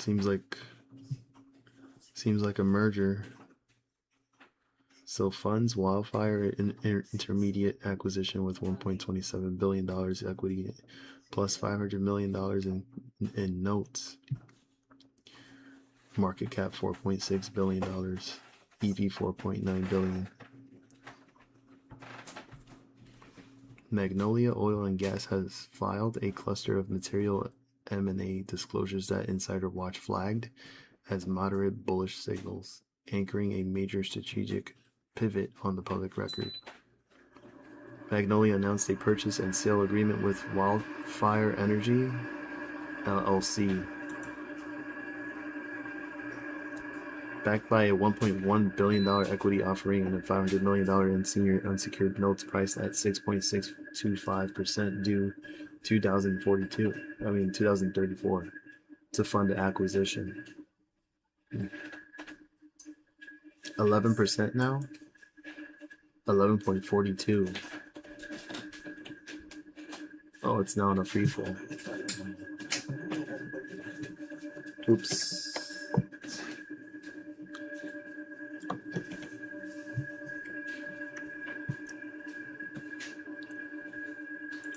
We might as well watch the free fall right now. As a matter of fact, let's watch it on a different chart.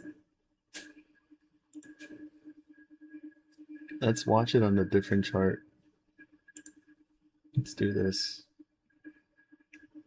Let's do this right now. There you go. Nice and red.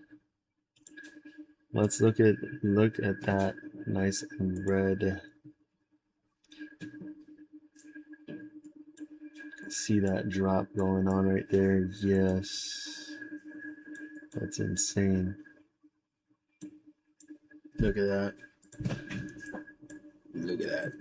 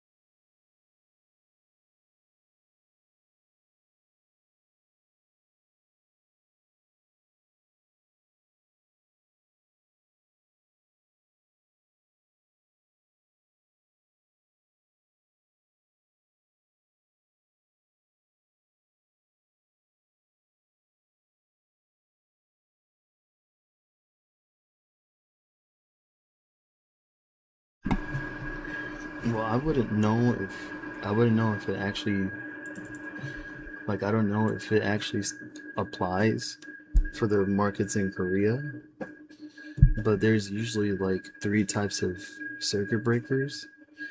And usually, for example, here in the US markets, if the market were ever to fall,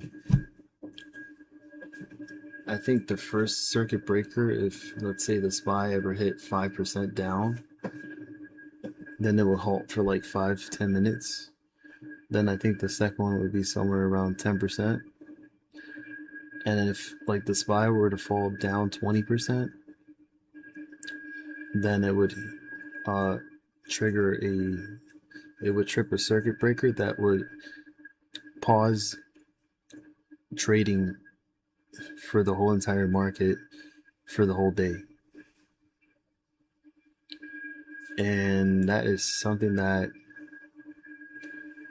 is probably looking like right now, but then again, it did pop up back. Um, they're very desperate right now at the moment to try to save the market from further meltdown. As you can see here, now we're having a little signal here and seeing if the the Kospi starts turning around from here. But if it doesn't, if it rejects from here, that's, yeah, I think the damage has been done enough that investors are literally in the state of panic. They don't know what to do, and they're they're they're just trying to get out.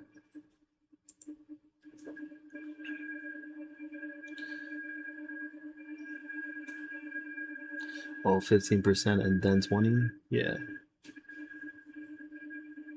that's what I thought.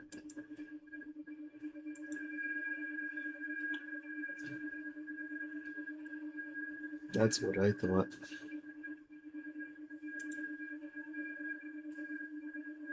Let's check out Bitcoin right now. Bitcoin with a big pop. Let's see. XRP, by the way, um, it hit a low, I think 105.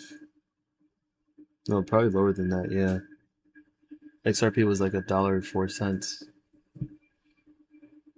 God, there's so many buying opportunities for sure.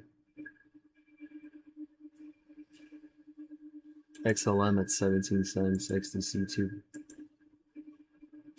XCN at 0.003, 59.64 is Quant, H bar almost 7 cents again. Where's Ondo at? Ondo at 39 cents.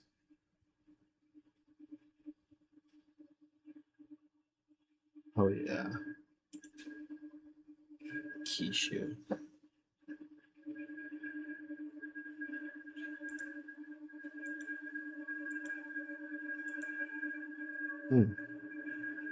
Interesting.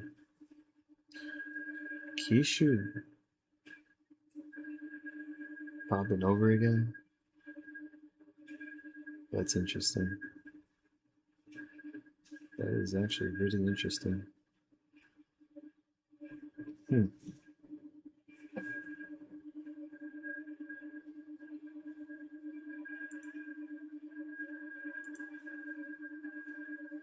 Oh, yeah, you see? It's rejecting. It literally just rejected again. Back down to 11%. We have a bear wick on the next 2-minute candle. Seeing if this actually decides to fall back down. Again, as mentioned, if we have that 5,000 level, if Kospi decides to break below that 5,000 level, I think from there on, it's free fall. I think that's when that um I think that's when that will cause more panic and the crash. I mean, just look at that, man. And that's where it was before. That 5,000 was actually the last support. And 5,042 in the low back in March 31st.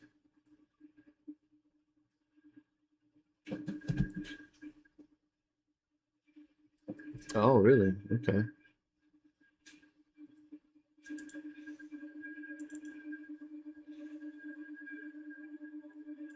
We'll see what happens there. On the day, it shows 2 hours. Yes, that's correct. 2 hours left.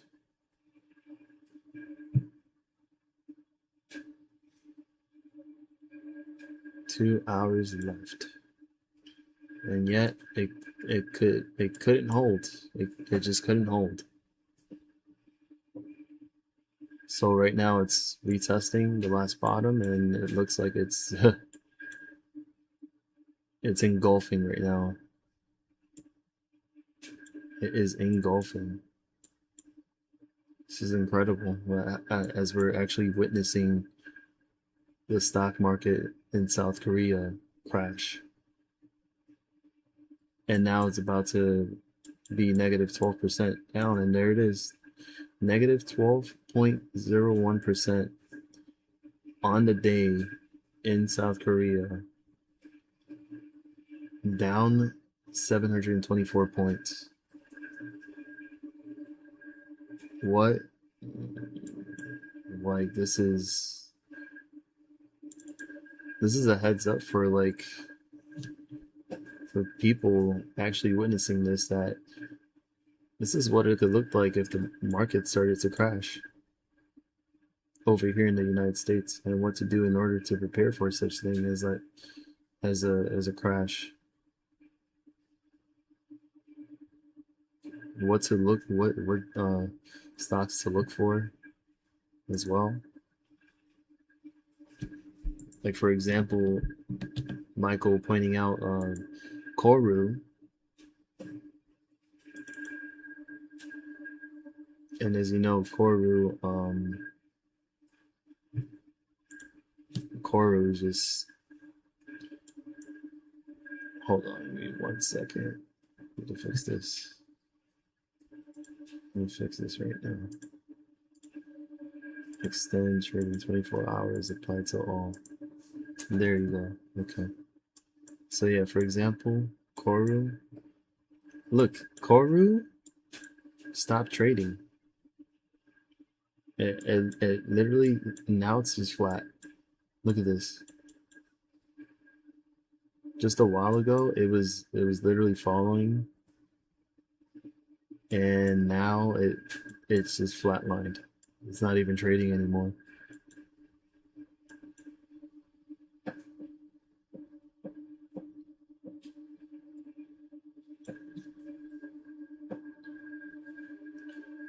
So chances are that Koru is going to drop below $11 a share. Let's see, Koru. Let's look at some of Korea's ETFs. Let's see. EWY, iShares MSCI, South Korea ETF. Down 6% with an additional 9.87%. So it fell from 151 to 136. EWY.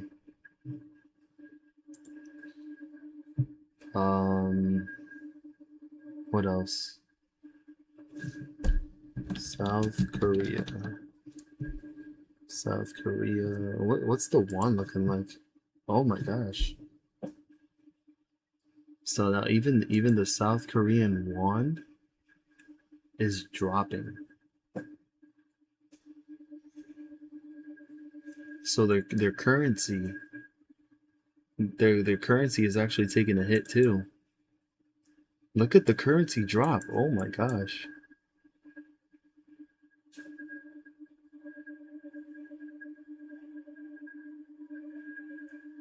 Yeah, they're either pulling their retirement investments out, panicking.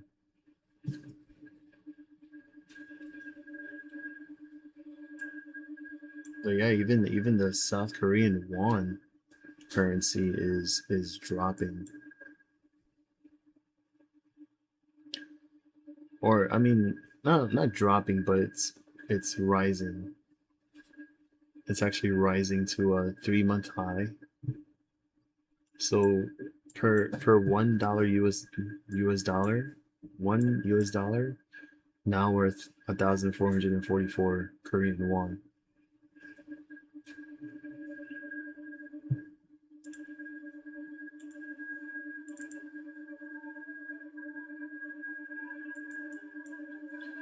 So just the beginning of July, that one USD was worth about 1,561 won, and now 444.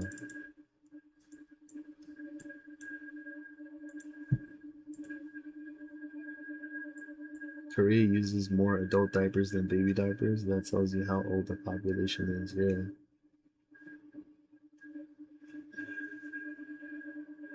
That's crazy.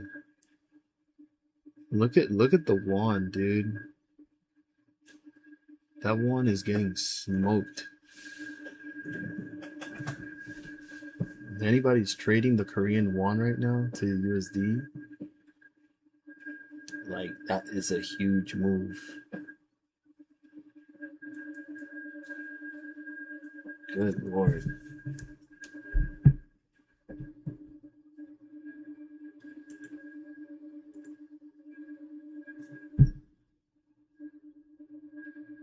Oh my gosh.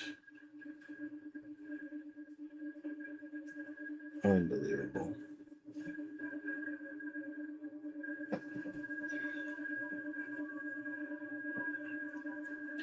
The Korean Composite Stock Price Index officially hitting 12%. It already has gone through 9 circuit breaker halts. The Korean won is falling against the US dollar, which means it's actually rising, because now every 1 USD is now worth 1,443 compared to July 1st when it was at 1,563. This is insane. Korean.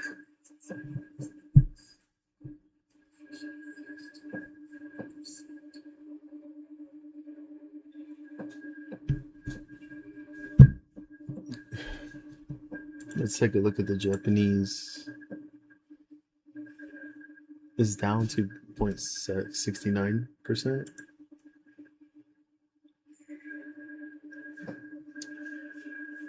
It looks like we're having a little bounce now. Yep.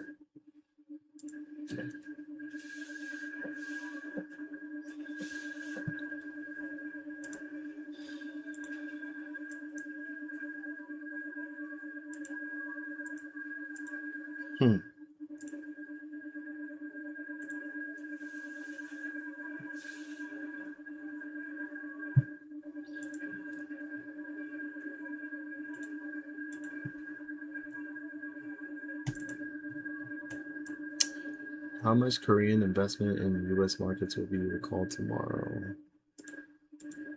Matter of fact,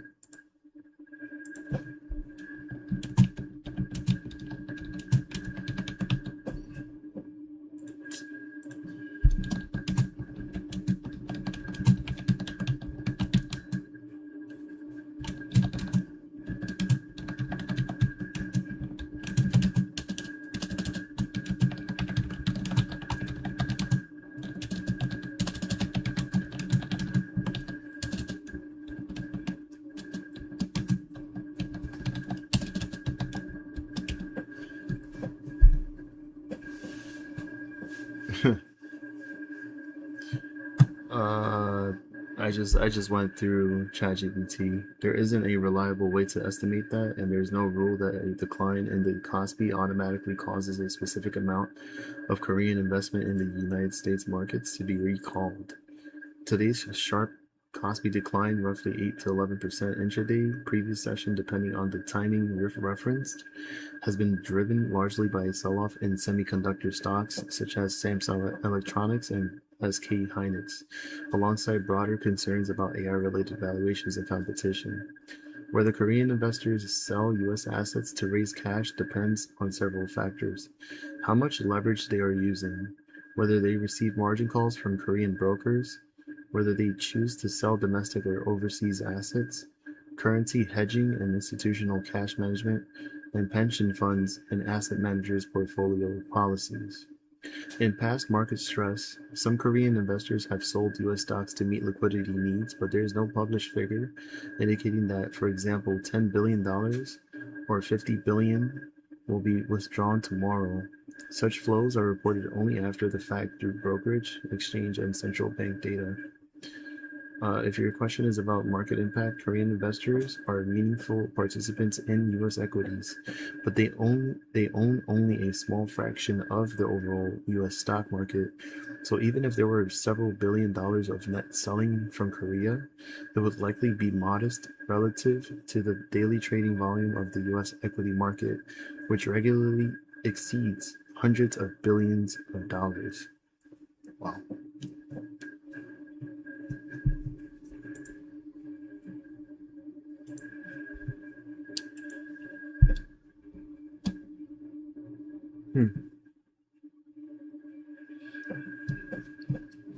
Give me 1 second.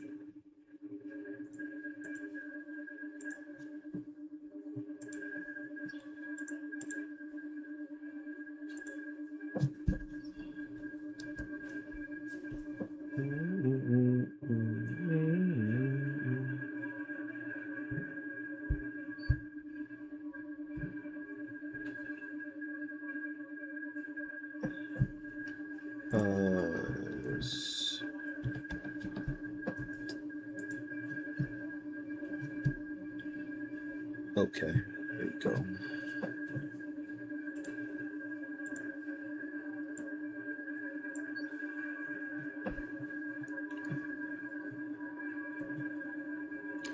Warrant restriction, da da da da da. Okay. This is something else.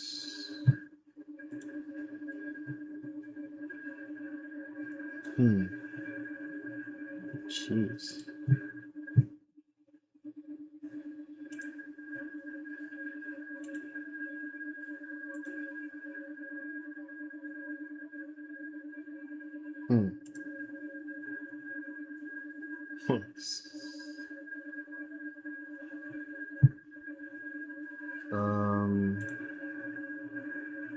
Let's see. Copy image.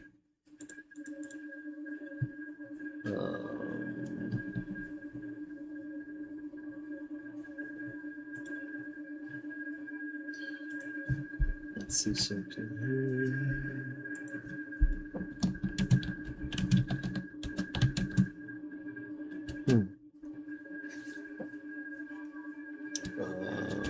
Margin calls must be crazy in Korea right now.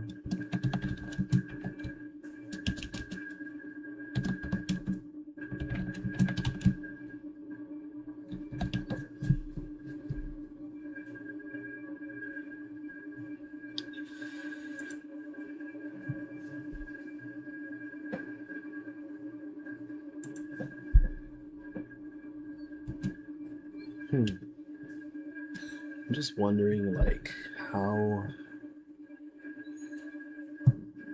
Let's see.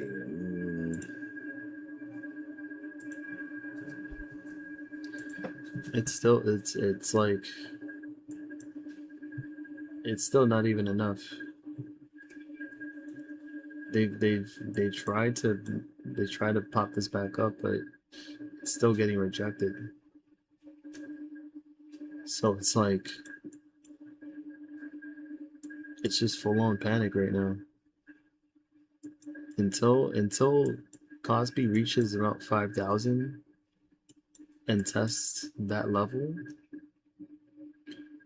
so we know for sure that if in fact it bounces off the 5,000 and it starts recovering from there, then there will be relief. But then again, I think a lot of investors will be still skeptical and uncertain about the future of the market and the way that it's going, unless they all start to rotate in other assets and stuff like that. Now there is a big gap here too. Somewhere here, around the 6,400, 6,560 range. But I mean, that's what it's looking like right now. Look at AMD. Oh wow, there's a pullback too. AMD down 3%. It's down 14 points. Sheesh. So even AMD is being affected.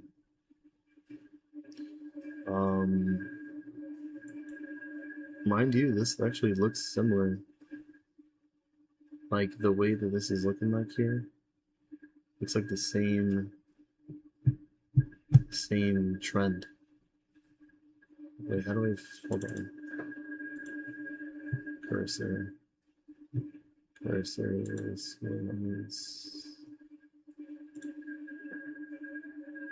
hold on, where's that? Take it across it. How do I do that?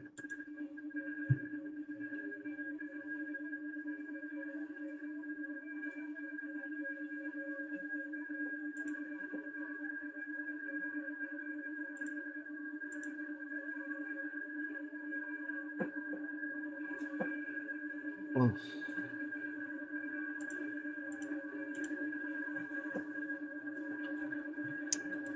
How do I lock vertical cursor line by time?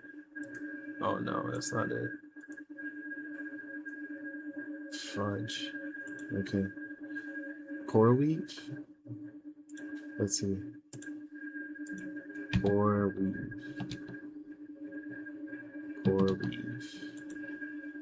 Yeah. Core weave is going down as well. It's down also 3.34%. Big pullback right now. And then you said SMCI. Also following the same trend.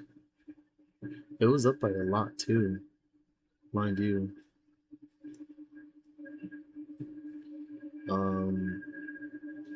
What's that other one? Let's see, Intel.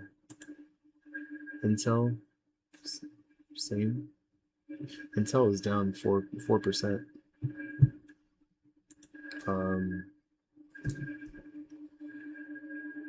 It's crazy. Micron Technology down 6%.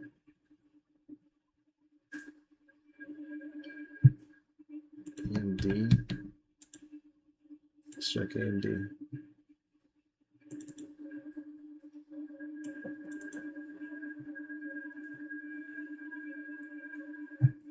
There's still a big chunk here. There's a gap here.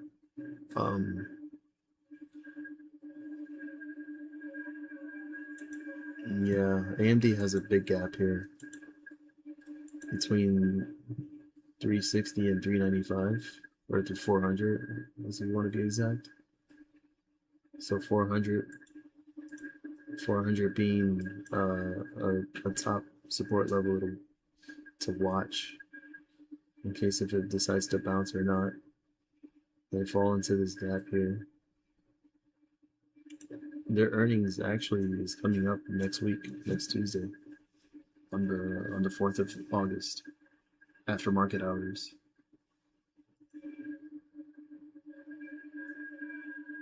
Yeah, so yeah, it better be good for the next 2 days, yeah. Because they have an estimated 161 per share and estimate of $11.3 billion in revenue to beat.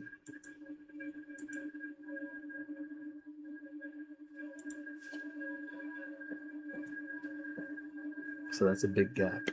That's a big gap. So from 129 reported 137. If they're reporting 161, they have to report higher than that.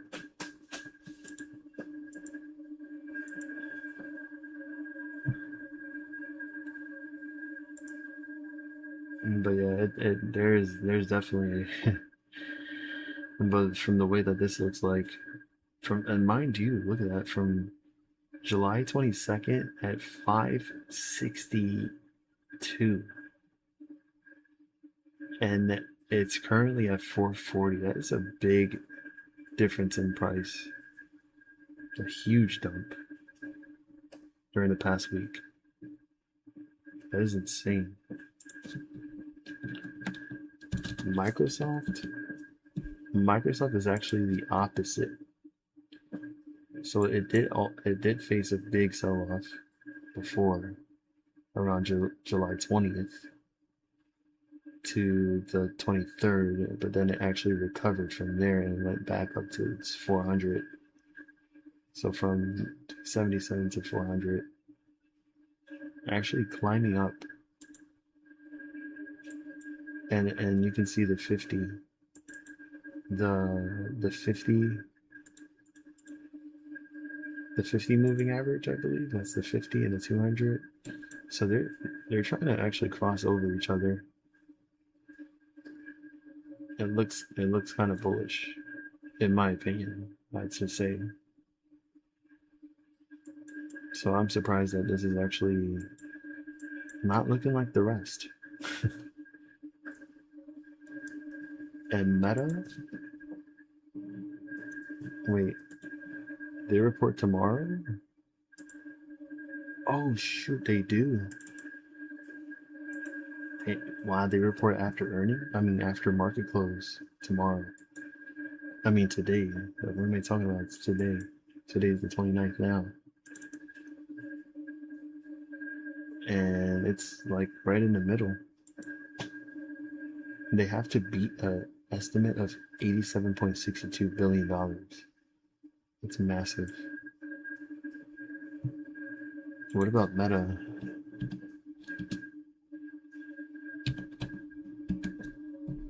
Oh, even Meta reports earnings too. Oh, this is going to be a big one today. So they both report tomorrow. Let's see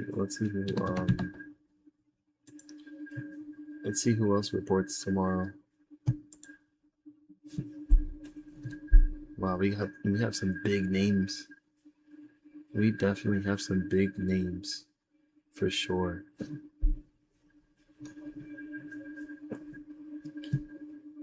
Oh yeah, tomorrow is a big freaking day. You have SoFi before market open. So we take a look at SoFi.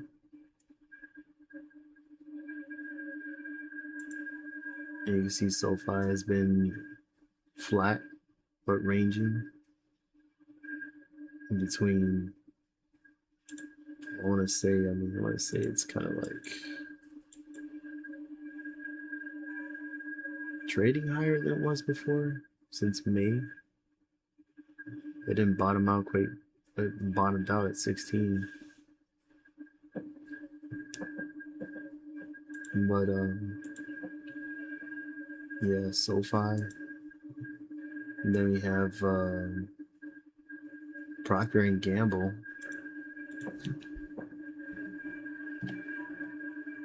Procter and Gamble, PG. Looking all crazy and stuff. They paid dividends of $1.08 per share. Procter and Gamble, I think it's considered a consumer, so whatever happens in other sectors, like what was mentioned before about defensive stocks, consumers, staples, and stuff like that, Procter and Gamble would probably be considered a stock to rotate into when things get crazy. And the trend itself, the trend, it looks, I mean, we do see a potential golden cross here, but you don't know for sure if that's going to happen. It's in the green today. Generac, I've never heard of that one before.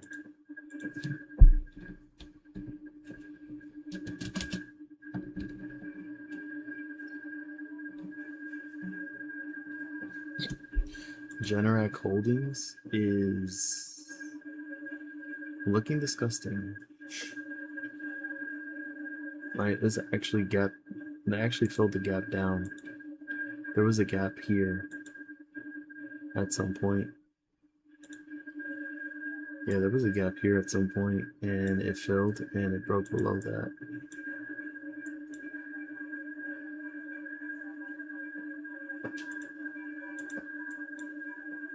And it's down below the 200 MA. It is... It's looking... yeah. Eesh. What do we have? ADP. We have Robinhood. Robinhood reporting earnings after market close.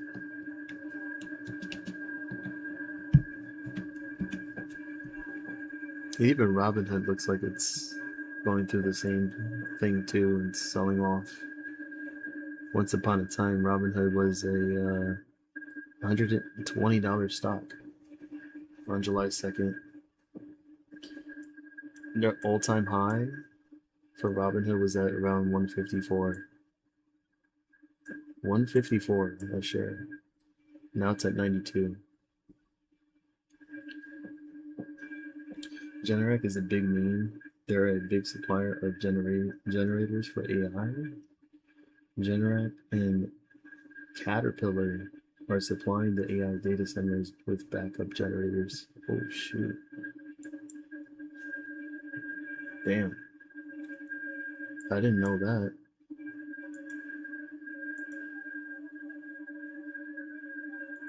Let me see something here. And Generac is a so it's only $11.51 billion market cap. Shares flow to 57.85 million shares. But yeah, definitely a big company for sure. Oh my god. Bro, that looks massive. Holy shoot.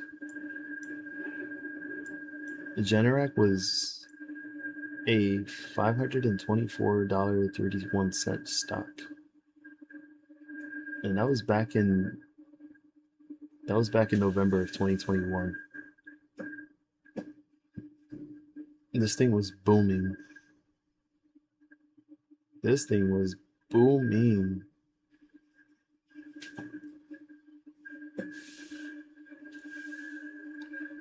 Goodness gracious, if we ever knew about the stock market way before and just having the knowledge that we have today, we would be millionaires at this point. But yeah, compared to right now, it does look bearish. It does look pretty bearish right now. Plus we have the Hekinashi candles here turning red here. We have ARM. That's ARM. Qualcomm. ARM Holdings. Also, looking really bearish right now on the weekly chart. Just broke over that 50 at moving average on the RSI. Daily, this is actually down 2.43% in addition to the stock being down 8.11% on the day yesterday. So even this is actually coming down. Qualcomm, so let's see. This one just officially fell over the 200 moving average, down 1.22% in addition to 4.21%. Selling off, man. There's a lot of stocks that are selling off. What else we have? Lam Research. There's Lam Research. Chipotle. CMG. I mean, who eats that shit anymore? I mean, I'm starting to become less of a fan of Chipotle now than I ever was before, but then again, the chart is looking like it's wanting to recover. Like, I don't know about you, but like, you can see pretty much how it's actually starting to rebound on the 50 moving average. So you see here, it took a little dip, then starting to come back up a little bit, flatten out, and then we had a huge dip in the past week, and it's like it's bouncing back up again for another push up, maybe. I don't know. Yeah, I think Chipotle maybe might look good for recovery. I'm just wondering because they had good earnings last quarter at the end of April. Definitely bottomed higher than it was before around June. I would say that there could be potential for Chipotle to reach back up to 36. That would be the bullish case scenario.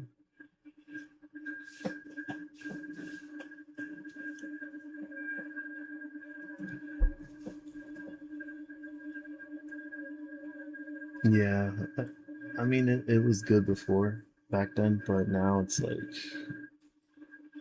we don't even know where all these things are sourced from, so I can't really say how good it is for you, because it's just the fact that it falls under the fast food category.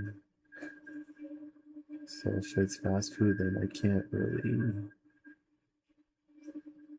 I don't know, I just wouldn't really want to have fast food. So no Chipotle for me. Even though once in the blue, I admit I would probably order a burrito or a bowl, but I'm pretty sure there are other places that are way better, in my opinion, that make even better burrito bowls than Chipotle.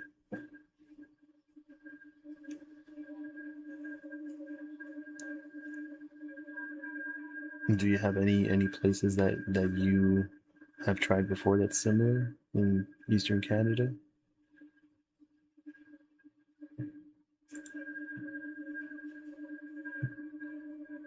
We have Apple earnings on Thursday, tomorrow after market. Amazon, as you mentioned before. We have Roblox, Reddit, Rivian, Ferrari, Blue Owl, Altria, Valero. Well, then we have Friday, we have oil and energy, Moderna, Arm & Hammer, Colgate.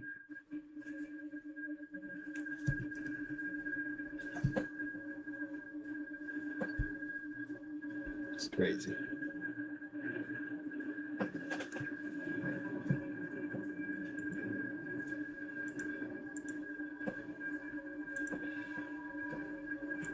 Oh, look at that. Now the Korean market is recovering. Look at the amount of time that it actually took for the markets to recover. Now it's back down to 8% compared to 12% before. And what's crazy is that I had an alert here for 5,266. It rarely even triggered that alert. And it tested that and it bounced back.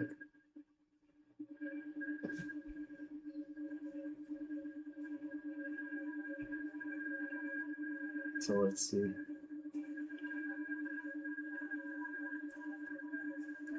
There's Koru. I guess Koru is not trading at all. This thing is just flat.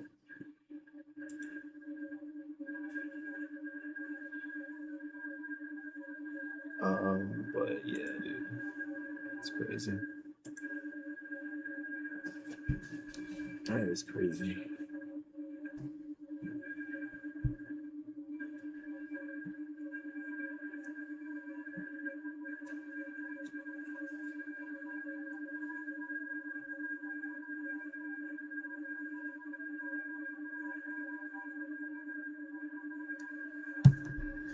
I did the same thing last night. Went past 111 and rebounded to 8. Oh, really? So it's probably just gonna be like a slight relief before it continues to crash.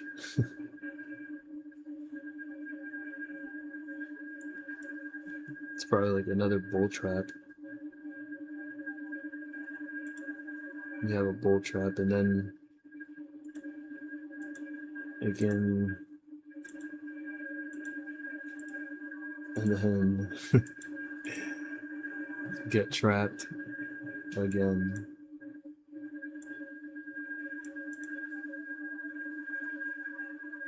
Like, that would be sick.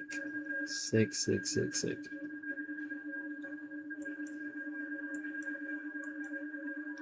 Like, let's go ahead and bull trap everybody and take all of their money. Let's make South Korea broke.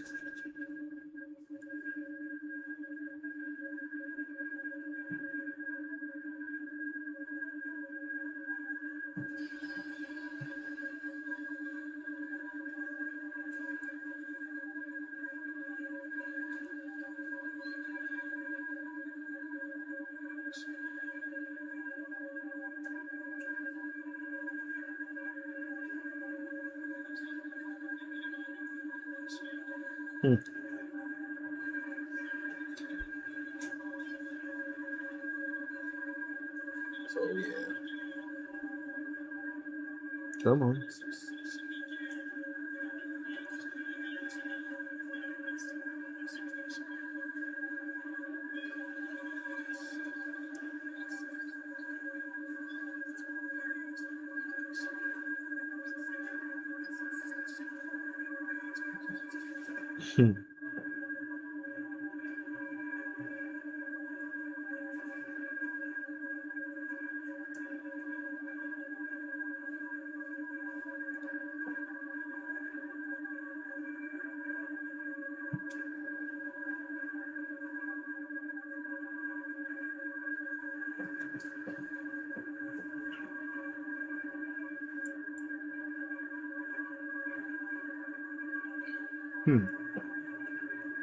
Let's see, anything else interesting going on?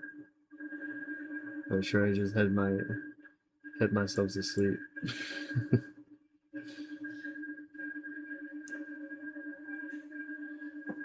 I think we should call it a night and see what happens when we wake up and find out if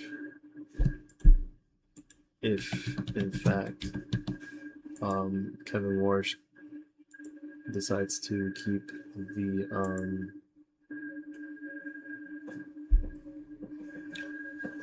the rates the same.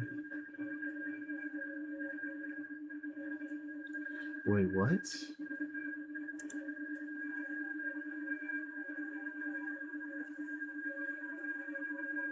Is that a hike I see there? Wait a minute. There's a 70% chance that he keeps the rates the same, but then there's a 29.4% chance that he hikes the rates by 20%, 25%. Wow.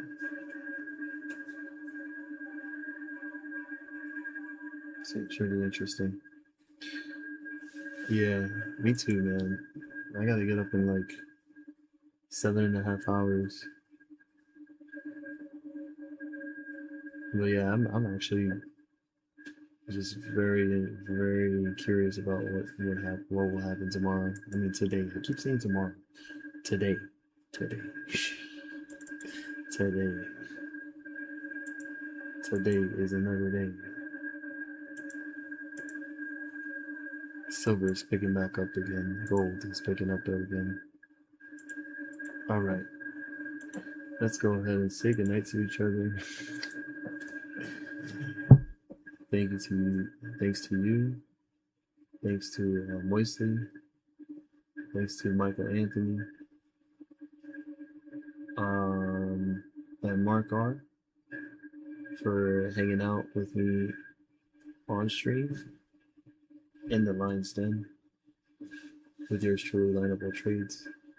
Wishing everybody a good night, and hopefully you guys are all well rested, and it's gonna be an exciting day today. Oh my gosh, what direction will it go? And will the Korean market continue to crash, or will it actually recover this time? Alright guys, alright, just remember that everything said in this stream is strictly in our opinion. ChatGPT is AI, so it makes mistakes. Since we were using AI and we're using ChatGPT, everything is opinionated, and it's not financial advice. Always do your research, and just remember, just manage your risks, set your limits, and make those gains. Alright, much love to everybody who showed up here on the stream. Love y'all guys. Take care. Sleep well. And happy trading today. And be careful, because things can happen when you least expect it. So protect yourself, stay safe, and see you in the next Lion's Den. Peace out. Later.